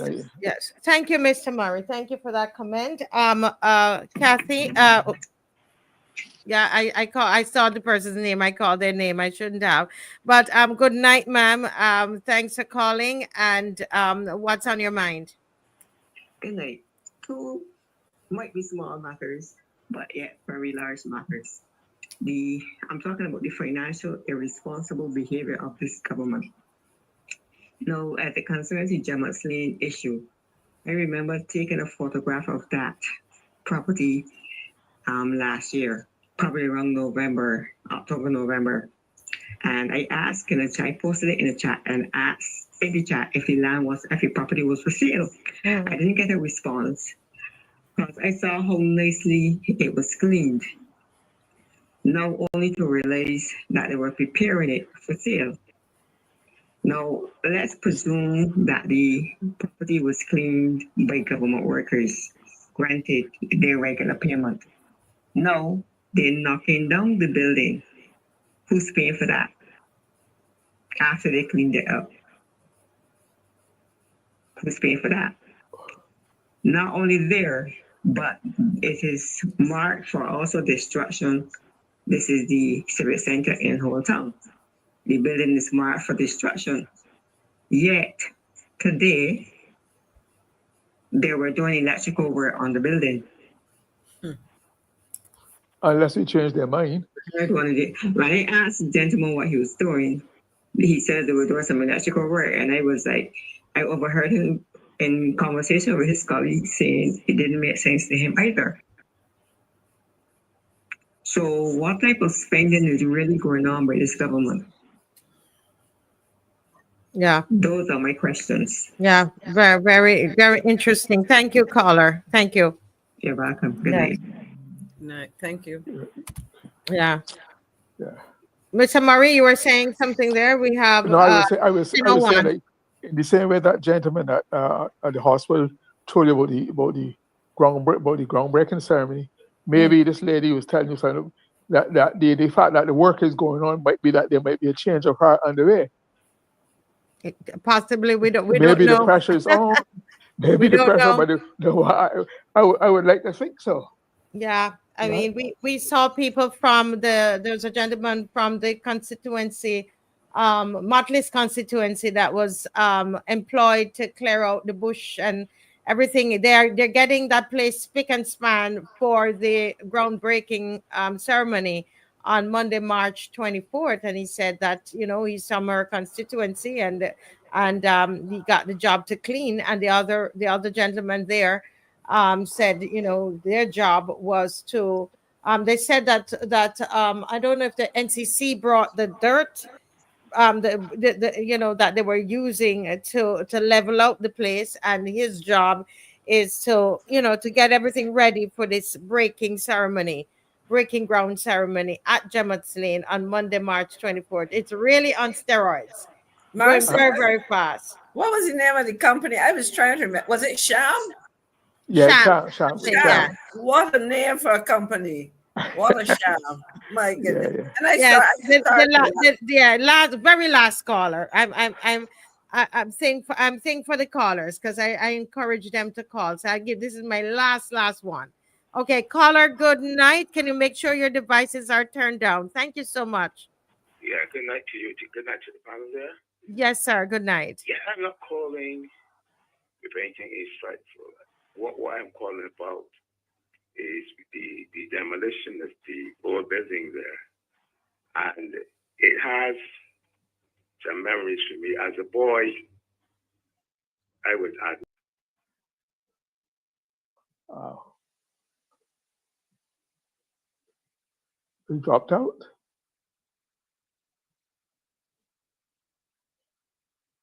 I'm not hearing the caller. Is Marcia there? Marcia, like she's Yeah, gone. okay. We made a mistake there. I was distracted. Sorry about that, guys. Continue, caller. Yes, I was mentioning I was admitted to that Jemmots Lane, 12 years old, poison. They're ripping me off to die or whatever, but I pulled through. And then 3 years later, I bought my farm. I had to be treated there. So, it has some sentimental feelings there and so on and so forth. But what I would have hoped, as was expressed earlier on the program, that it could have been used to facilitate or bring some health service there that would help the geriatric overflows or whatnot and so forth. It's unfortunate that it's going to be used now in that way. The other point is that what benefit a bank, that bank, the ADRIAN bank, to call it, what would Barbadians have access to the facility there where they could bank there or whatever, where they could buy shares into that bank or whatever? What apart from the taxes we have to pay to be operating here, what? That's some explanation. I would like to know something more about it. Where local, if people, ordinary Barbadians will be able to engage in it in one form or fashion. I don't know. What do you think? Yes. Very, very good questions there. Very good questions. Caller, thank you so much. We will discuss it and as we close out the show. But thank you so much for calling. Very insightful. Thank you. Yes. Well, that caller had some sentiments there. His life, he felt like his life was saved at that location. And then he had some other very pertinent questions there, Ms. McCLEAN. Yeah, but two things. One, well, he has sentiments. My first job was across the street in the old ward, the building which is now Savvy on the Bay. And I remember the Ministry of Education being there, and of course, as even a younger child, the General Hospital, as it was called. But the bank is an import-export bank. It is intended to support, to finance commercial projects and so on by governments, by private entities, etc. So I presume that if somebody had a project that was worthy of financing, they could do that. Now, he asked about ownership and shares. And when I looked at it last time, that's why I asked the question, why couldn't the government consider, especially if we're talking about engaging across the diaspora and Pan-Africanism and all of that, why couldn't they consider putting the value of land into the company so that there's something on, and an ongoing interest in the company, not only in the business that the company is doing here or doing elsewhere and using this as a headquarters or whatever. But what I would advise the caller to do is to go and look up the bank, and you would get some information online about its structure, shareholdings, and those kind of things. And from what I read, it is possible that the government could have invested, and if they did so, it would be doing so not on an individual, but on behalf of the population. But I'm going to read some more into that. But you see, my challenge is, in principle, I have no difficulty with the bank establishing in Barbados. What I have major problems with is how this government is going about treating the land and our patrimony as if it belongs to this cabinet or the prime minister or a small group of people, and making decisions that really cannot be reversed with ease, because you can't restore, that site. People could expect some kind of development, but not given the land. That needs to be explained. Yeah, and as we're saying here, this is what I know of a fact, that this is an unregulated bank. With its president, as far as I know, up until the time I checked it, he was still under investigation in Nigeria. So we need to be able to understand. We've done business with Nigerians and we have been scammed. Well, I love Africa, but the reality is reality. Reality is reality. Reality is reality. I thought it. Well, as I said, I have to read some more. And when they say unregulated, I would have to look into that. And these are the kinds of things that, in fact, to be quite honest, we have heard of it. Presentations that can be made. The prime minister was very vocal when she wants to be. I mean, and now all of a sudden, things are just happening. And frankly, I think the attitude is, and she said it to us, but we probably interpret it differently. She said, vote for me, watch and keep your mouth shut. Don't ask no questions. Yes. Just take what you get. What we dish out, you will take. And Right, that she- GLYNE, I think, is what it is. Yeah, she knows that. Well, She but knows that that. was your final comment, Miss McCLEAN. But we're here. It's 10:09. I didn't Yeah, realize. okay. Go ahead, Mr. Right. Marie, and then we close. Maxine, the prime minister know that she can't get away with that with me. She never could, and that's the basis of our relationship. But two things. I am so looking forward to her speech at the ground. I really wonder how she's going to try to sell this to the country. And secondly, when that fellow was talking about the buildings, I just remember, Max, there's an old Thurston Trinity School of Nursing building. Yes, Near that's right. that was restored. With the immaculate stairs. and the iron and whatnot. Yes. I'm hoping that is not part of the giveaway, and that is also being incorporated into what it's going to be. That's a lovely building. That too. Like, you need to go and video it before they knock it down. That's on the side I- close to the hospital. Yeah. There's a building with some stairs that come down on both sides. a lovely old building. Inside that compound, that building. It's Yeah, at the, inside the at the compound. end on the that will be eastern end. You would call that GLYNE? Yeah, towards 'Cause Wellington I Street. filmed all of the. I believe I filmed all of them. Because they'll be using some. No, this is up towards opposite across from the hospital. Oh, QE. no. By River Road, by River Road. River Road Right. side, by where the roundabout is, where you Mhm. can, Very Yeah. quickly, Marcia, I want to say though that we have talked about these things, but we Yeah. need to delve into other ministries. And one ministry, and GLYNE, I hope you would help me look into this, is the mist. I want to look at the mystery of mist. Ministry of Industry, Innovation, Science, and Technology.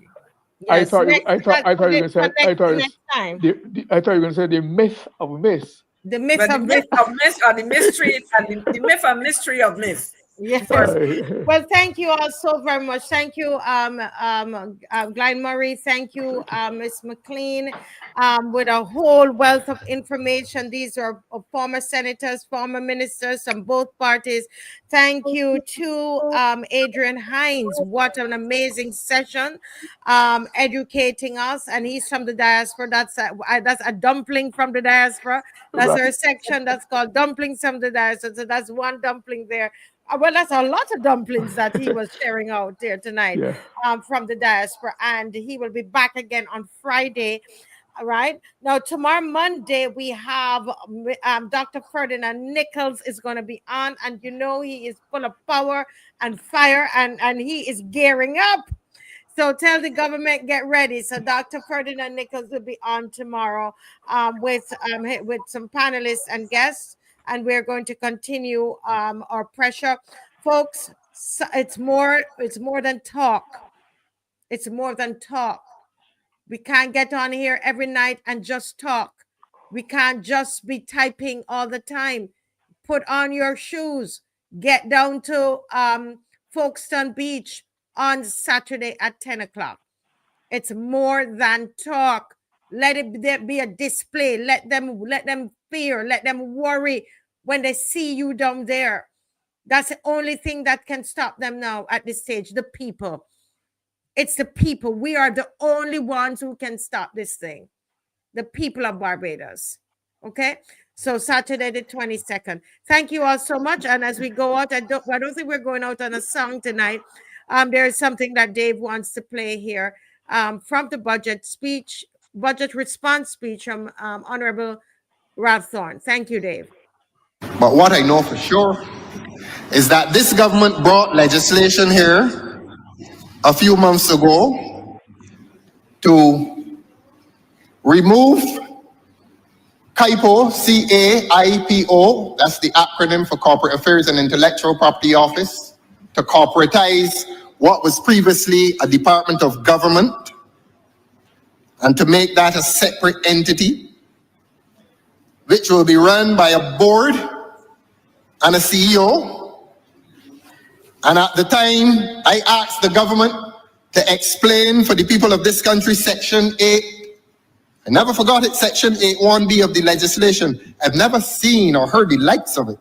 And Section 8.1b of that legislation say that a chairman of that entity, I think they call it Business Barbados, a chairman in relation to the management of contracts may remove the management of contracts from the CEO and the senior staff, take that contract unto himself or herself and deal with it. So that when I use the word corruption, people thought that I was talking about stealing money. I am talking about the abuse of power, and this institutionalizes the abuse of power.